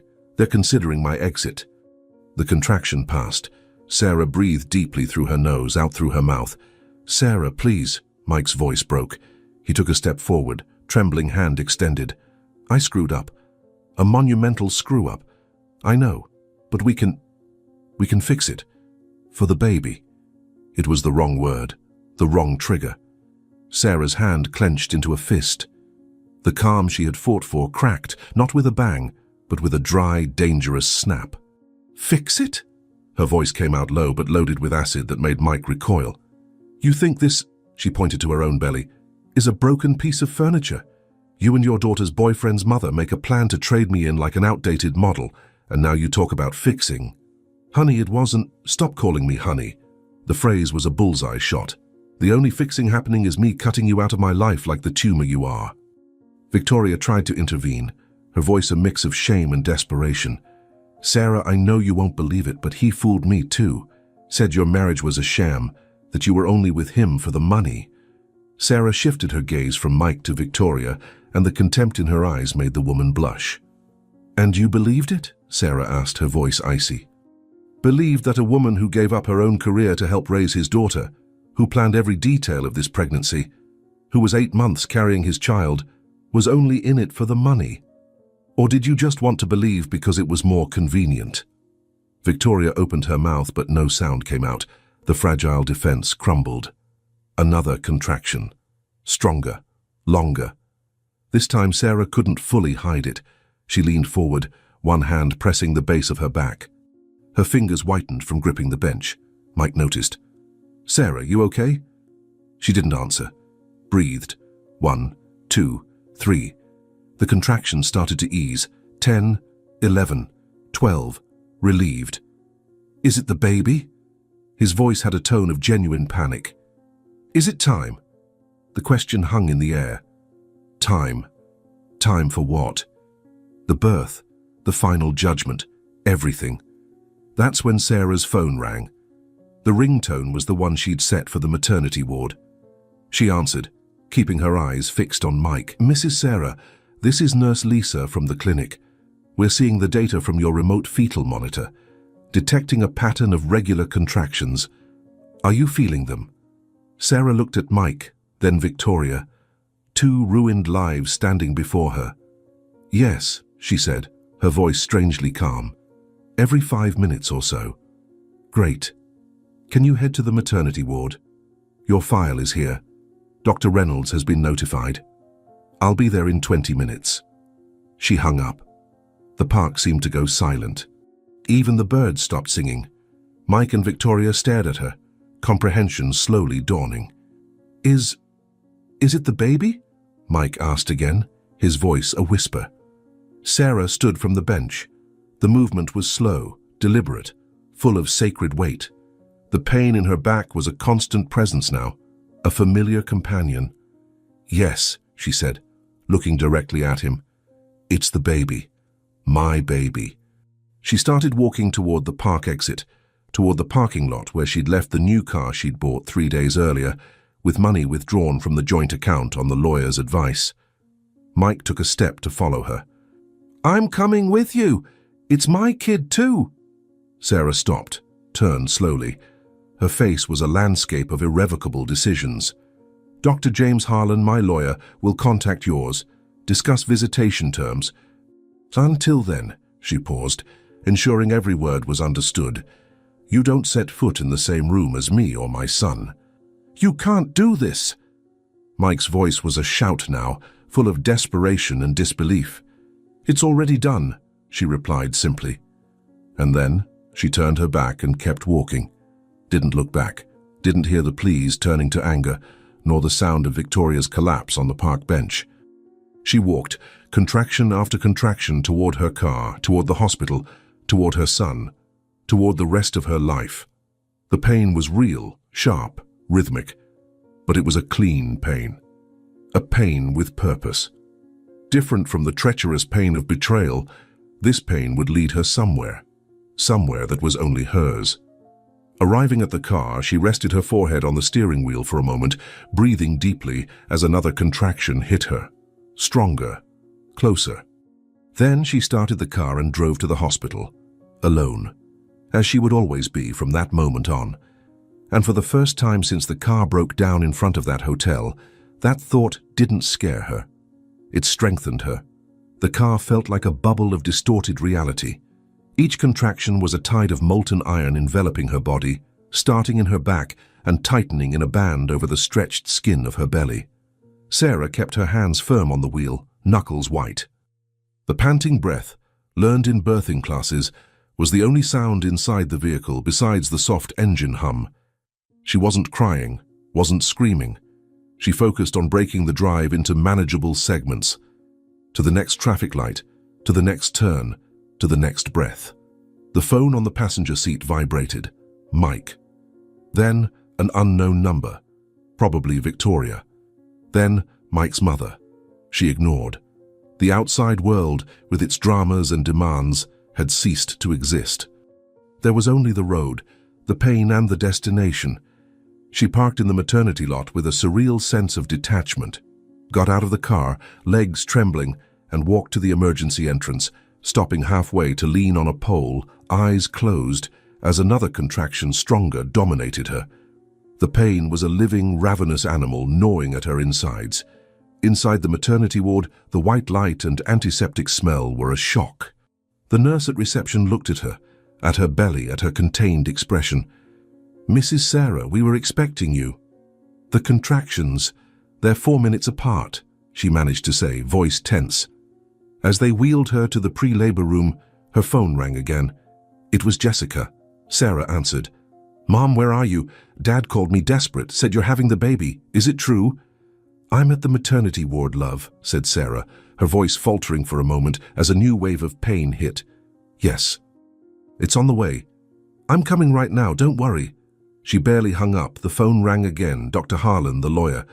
"Mrs. Sarah, I got a very agitated call from your husband. He claims you're preventing him from witnessing the birth of his child. He's on his way to the hospital intending to demand his parental rights." The cold legal reality invaded her fragile refuge. Another contraction, more intense. She gritted her teeth. "He can't do anything before the baby is born?" she asked, gasping. "Legally, no. Labor is the mother's medical procedure, but as soon as the child is born, he has rights. I recommend informing the medical team that you do not want his presence in the delivery room. They are obligated to comply." She did exactly that as soon as they put her in the room while changing into a hospital gown. The midwife, a middle-aged woman with calm eyes, noted the information with a grave nod. "It's done, dear. Here, you're in command. No one enters without your authorization." The room's solitude was both terrifying and empowering. The contractions intensified, getting closer. The pain was a separate universe, a primitive place where there was no husband, no lover, no betrayal. Just the hard work of bringing a life into the world. She paced the room, stopping to grip the table or bed when the pain peaked, breathing with fierce focus. The door opened. It was Jessica. Face pale, eyes still marked by crying, but now full of new determination. "Mum," she said, crossing the room and taking Sarah's hand. She clung to her daughter's hand like a lifeline. For an hour, it was just the two of them, mother and daughter, against the inexorable tide of labor. Jessica spoke softly, encouraging, wiping her mother's forehead with a cool cloth. Then, the inevitable happened. The door opened again. Mike was there, standing in the hallway. He looked like he'd aged 10 years. His expression was a mix of genuine concern, desperation, and a spark of wounded entitlement. "Sarah," his voice came out hoarse. "Please, let me in. It's my kid too." Sarah, at the peak of a contraction, turned her face to the wall, shaking her head in denial. "Out," the midwife ordered, positioning herself firmly at the door. "The patient has not authorized your presence. I'm the father, and I'm the professional responsible for ensuring the mother has a safe, stress-free delivery. Out, or I'll call security." Mike stood there for a moment, shoulders slumped, looking at Sarah, who wouldn't meet his eyes. The humiliation and impotence on his face were almost palpable. He backed away and the door closed. From then on, labor accelerated. The pain became a single, continuous entity. The voices around her, the midwife, the nurse, Jessica, seemed to come from far away. The world reduced to a primal impulse. Push. "It's time, Sarah," said the doctor, who had entered silently. "On the next contraction, I want you to push." The effort was titanic. A tremor ran through her entire body. Every muscle, every fiber focused on that single goal. There was no room for thought, only action. The sound that came from her was guttural, a low roar of pure, vital force. And then suddenly the unbearable pressure eased, followed by a brief, electrifying silence, broken by a strong, vigorous cry. "It's a boy, Sarah," said the doctor, lifting the baby, red and wrinkled, still connected to her by the cord. He placed the newborn on her chest. His warmth was overwhelming, the weight, tiny and perfect. She looked at that swollen face, the clenched little hands, and a wave of love so brutal and absolute that it hurt, swept away all the pain, all the fatigue, all the betrayal. The tears finally came. Silent, hot, washing not the pain, but the soul. It was in that moment of absolute purity, with her son on her chest and her daughter by her side, that the room door burst open violently. It wasn't Mike. It was Victoria. Her face was disfigured by fury and desperation. The elegance had completely evaporated. "He ruined me," she shouted, ignoring the intimate scene, pointing an accusing finger at Sarah. "Mike, because of you. He said it was a mistake, that he destroyed his family for nothing.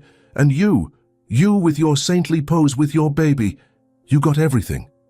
The midwife and a nurse tried to grab her, but Victoria dodged. "You think you won?" She spat the words, her eyes wild. "There's something you don't know, you old hag. Something that will destroy you too." Sarah, exhausted, enveloped in a post-birth halo of love, stared at Victoria. Not with hate, but with deep, deep pity. "Nothing you can say will destroy me now, Victoria," Sarah whispered, her voice hoarse but firm, arms protecting the baby. "Get out of here. You don't matter anymore." Security arrived, 2 uniformed men who firmly grabbed Victoria by the arms. She struggled, screaming as she was dragged out of the room. "Ask him. Ask Mike about the 200,000. Ask where the money from Jessica's college fund is. Ask." The door closed, muffling her screams. Silence returned to the room, heavy and charged. The baby whimpered softly on Sarah's chest.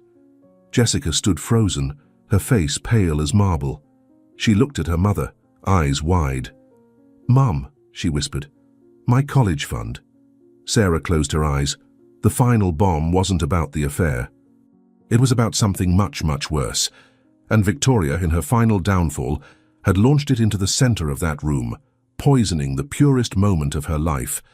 The exhaustion was total, the pain, now a throbbing residual ache.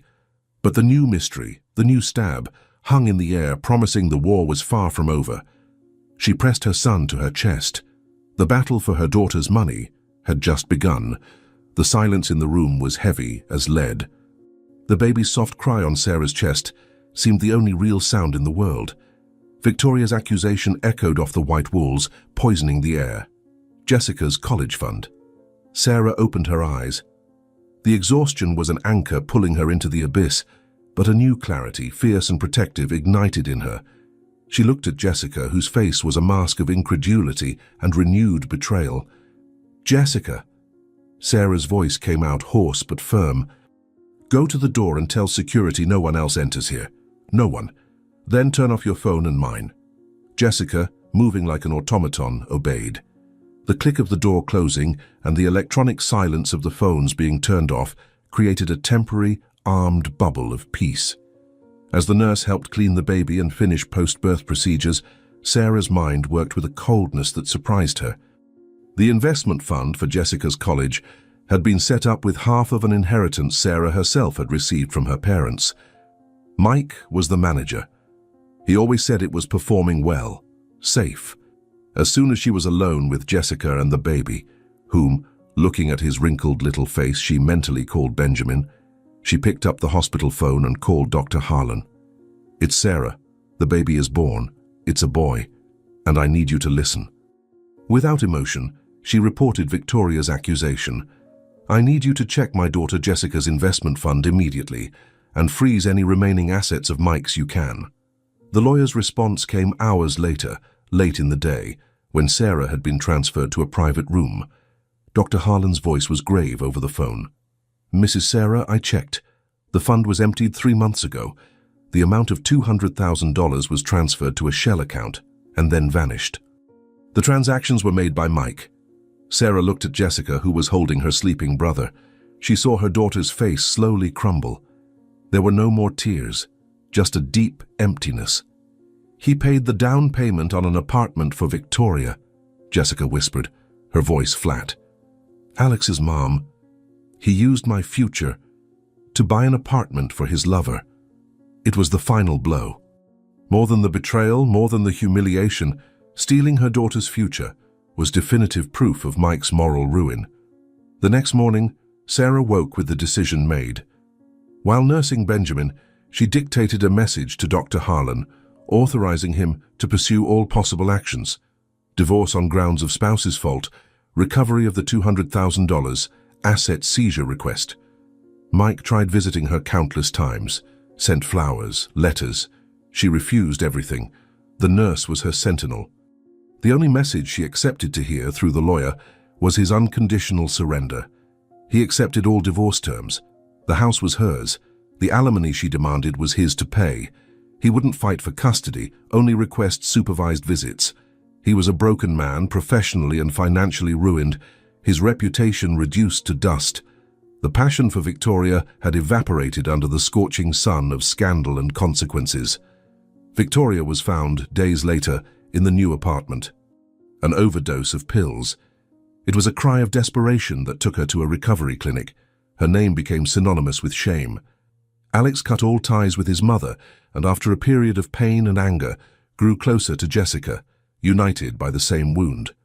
6 months later, Sarah was in the living room of her house, the same one she had almost lost. Afternoon light streamed through the window, illuminating Benjamin, who played on a mat on the floor. He was a calm baby, with an easy laugh.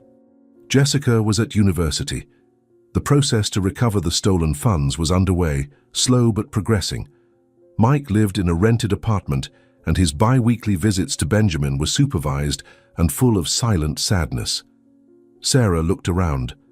The house had a new energy. Mike's belongings were gone. The photos of them together were stored away. There were law books scattered on the coffee table. She had decided to resume her career, specialize in family law. The ferocity with which she would protect other women from her fate was a fire warming her from within. The peace she felt wasn't the peace of absence of war. It was the peace of hard-won victory. It was the peace of knowing that when everything collapsed, she hadn't let herself be buried by the rubble. She had dug with her nails until she saw the sky again. Benjamin let out a gurgle, reaching for a colorful rattle. Sarah smiled, a calm smile that reached her eyes. The phone vibrated. It was a message from Jessica. "Mom, I passed the civil law test, and Alex is coming to dinner tonight, okay?" Sarah typed a response. "Perfect. I'm proud of you, and he's always welcome." She set the phone aside and lifted Benjamin, smelling his sweet baby scent. He grabbed her finger with his tiny hand with surprising strength. Life wasn't fair. She had learned that in the cruelest way. But life went on. And she, Sarah, pregnant and betrayed on the sidewalk of a hotel, hadn't broken. She had awakened, and awakened stronger, wiser, and finally owner of herself. The past was a scar, the future, an open field, and she was ready to walk. What did you think of this story? From 0 to 10, what rating would you give it? Subscribe to the channel and click on the bell to receive all our stories. And take the opportunity to watch another amazing story by clicking on the screen. Thank you, and see you next time. Luke Carter, a 38-year-old architect, was the kind of man who found comfort in precision. Known for his innovative designs and meticulous attention to detail, his work had earned him accolades and respect in his field. But while his career soared, his personal life remained strictly compartmentalized, untouched by the chaos of emotions and relationships. Luke's office, perched high in a downtown skyscraper, was a reflection of his personality, sleek, modern, and devoid of clutter. As he reviewed blueprints for his latest project, the intercom buzzed, breaking his concentration. "Mr. Carter," Kelly, his assistant, said hesitantly. "There's someone here to see you. She doesn't have an appointment, but she insists it's urgent." Luke frowned, annoyed by the interruption. "You know my policy on unannounced visitors, Kelly." "I do, sir," she replied, her tone uneasy. "But she says her name is Julia Reyes, and it's personal." The name struck a faint chord in Luke's memory, but he couldn't place it. After a pause, he relented. "Fine. Give me 5 minutes, then send her in." Luke returned to his blueprints, brushing off the intrusion as a temporary inconvenience. Little did he know, his life was about to be upended in ways he could never have predicted. When the office door opened, Luke didn't look up immediately. Maintaining control in unexpected situations was second nature to him, and he had no intention of giving this Julia Reyes the upper hand. "Mr. Carter," a woman's voice said, steady but tinged with tension, "thank you for seeing me." Luke finally raised his eyes and froze. Julia Reyes stood before him, looking both familiar and unfamiliar. Her dark hair was shorter than he remembered, her face sharper, more serious. But there was no mistaking her. 7 years ago, their paths had crossed briefly, fleetingly, during a conference in Chicago. "Julia," he said neutrally, leaning back in his chair. "This is unexpected." "I wouldn't be here if it wasn't absolutely necessary," she replied, still standing, her hands clasped tightly in front of her. "Then you'd better tell me why you're here." Julia hesitated, then took a deep breath. "That night we spent together in Chicago, I got pregnant." The words hit Luke like a blow, though he kept his face impassive. "I see," he said carefully, though his mind raced. Julia's voice cracked slightly as she continued. "I have a daughter. Her name is Luna, and she's 6 years old. And I need your help." Luke's grip on the edge of his desk tightened. "Help with what, exactly?" "I need you to take her," Julia said, her composure slipping. "I've lost everything, my job, my savings, my home. I can barely provide for myself, let alone for her." Luke stared at her, his mind calculating scenarios, implications, outcomes. But beneath the logical noise, a faint, unfamiliar feeling began to stir. Luke Carter prided himself on his ability to stay grounded, no matter how chaotic the situation. But as Julia handed him a folder containing documents, including a birth certificate with his name listed under father, that calm exterior began to crack. "I have everything ready for a DNA test," Julia said, her voice steady but layered with urgency. "You can choose the lab, the doctor, anything to put your mind at ease." Luke nodded curtly. "I'll handle it." Though he kept his tone neutral, doubt gnawed at him. He needed more than her words. He needed proof, the kind that couldn't be refuted. The next morning, Luke arranged for the test at a clinic of his choosing, keeping Julia informed. He told himself it was just another problem to solve, but the wait for results proved excruciating. Days passed, and Luke found himself replaying fragments of that night in Chicago. Could it be true? The results arrived on a Thursday morning. Luke stared at the email, his heart pounding in a way he hadn't felt in years. 99.99% probability of paternity. The conclusion was inescapable. Luna was his daughter. Later that evening, Julia brought Luna to his penthouse. When the elevator doors opened, Luke found himself face to face with a little girl who looked unnervingly familiar. Luna stood holding Julia's hand, her dark curls framing a curious face that mirrored his own in more ways than he cared to admit. "Hi," Luna said softly, her voice steady despite her shyness. "Hi, Luna," Luke replied, his voice gentler than he expected. He hesitated.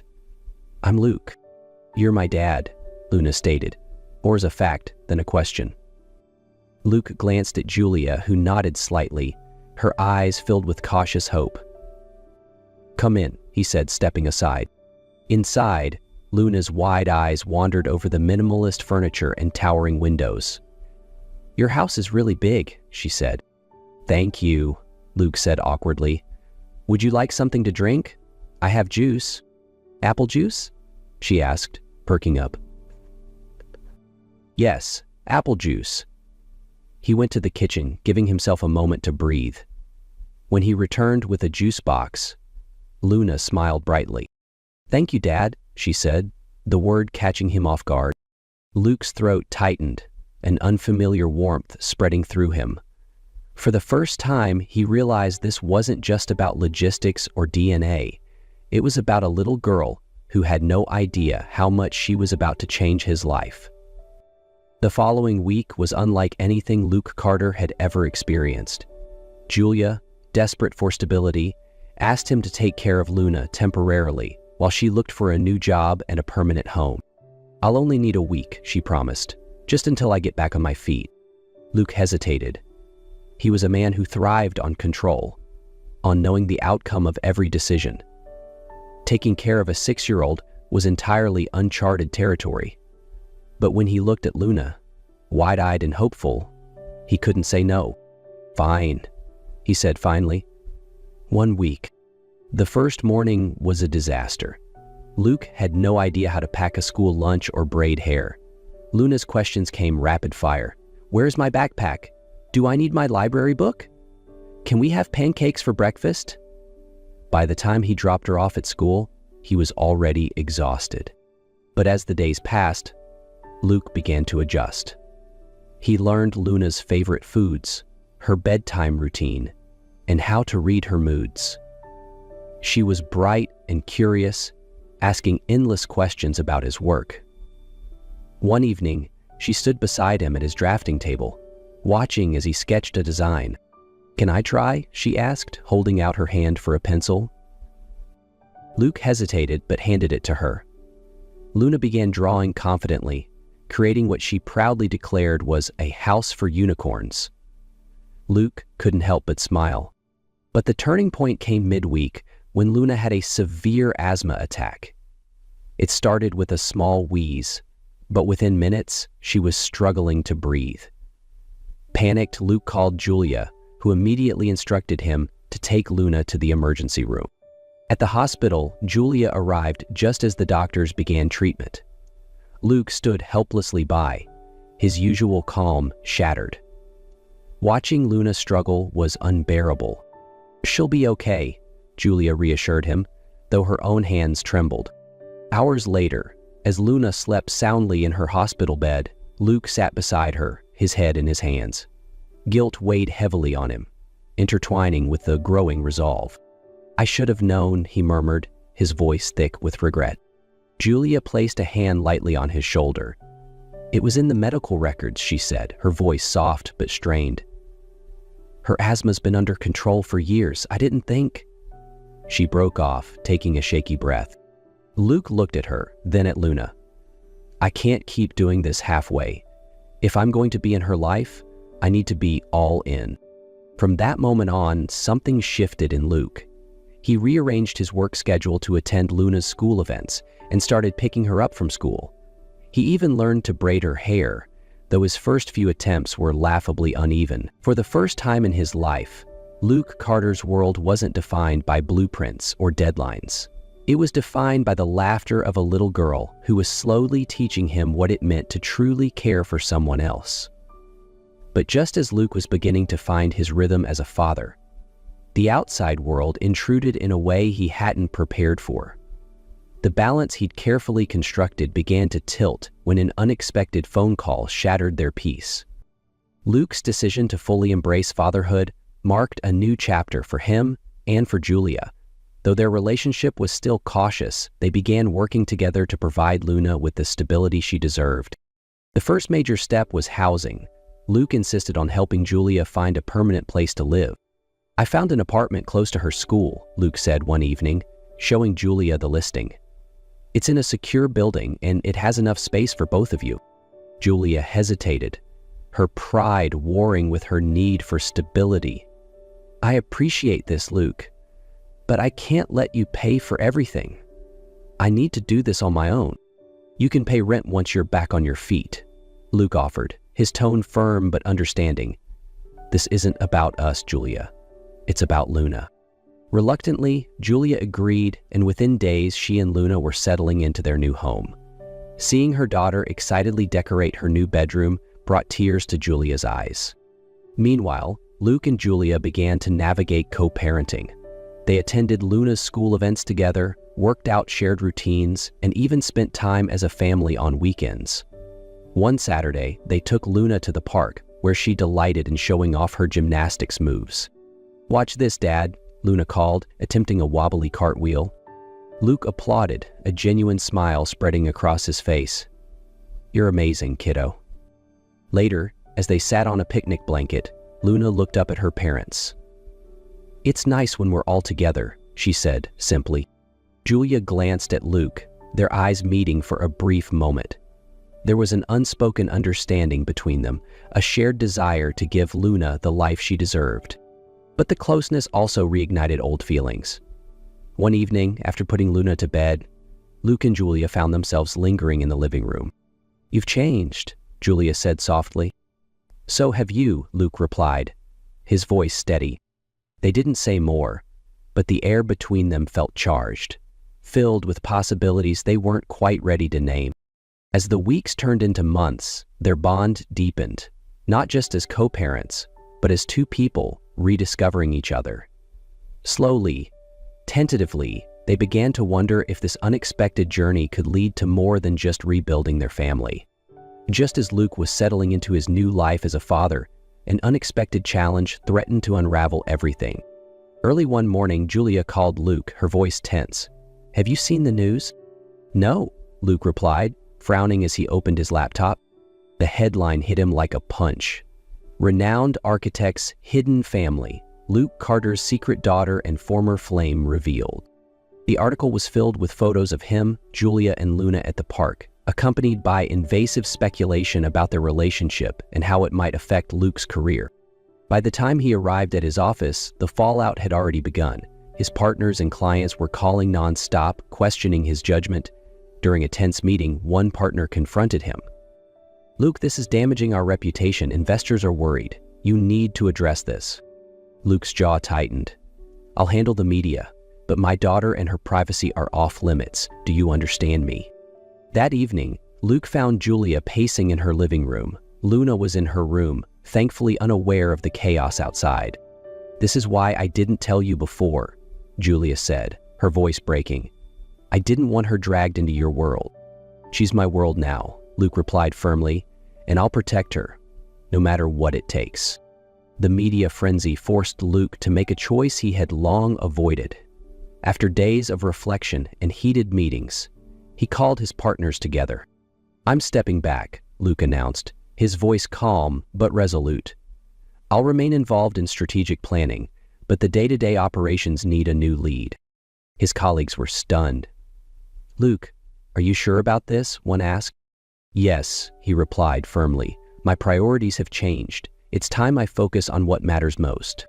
With the transition in motion, Luke turned his attention back to Julia and Luna. On the evening of Luna's school play, he and Julia sat side by side in the front row, their hands brushing as they clapped for Luna's performance. "You're smiling," Julia teased softly. "It's hard not to," Luke admitted, watching Luna beam on stage. After the play, as Luna ran off to celebrate with her friends, Luke led Julia to a quieter corner of the auditorium. "Julia," Luke said, his voice low but unwavering as he took her hands. "I've spent my entire career creating spaces that people call home. But the truth is, I didn't know what home really meant until now. You and Luna have shown me something I never thought I needed. You've changed everything." Tears glistened in Julia's eyes as Luke dropped to one knee. "Will you marry me?" he asked, his voice steady but filled with emotion. Julia laughed through her tears. "Yes," she said, pulling him up into an embrace. Their wedding was small, intimate, and perfect. Luna proudly stood as their flower girl, scattering petals with dramatic flair. As Luke and Julia exchanged vows, they promised not only to love each other, but also to create a home filled with warmth, trust, and laughter for Luna. In the end, Luke realized his greatest achievement wasn't the career he had built, it was the family he had found. As he stood with Julia and Luna, surrounded by love and laughter, He knew this was only the beginning of their story, a story of second chances, growth, and the power of connection. If this heartfelt journey moved you as much as it moved us, don't forget to subscribe to our channel. We bring you more stories like this, filled with emotion, inspiration, and the beauty of life's unexpected turns. Hit the subscribe button and turn on notifications to never miss an update. Share your thoughts in the comments below. What part of Luke's story resonated with you the most?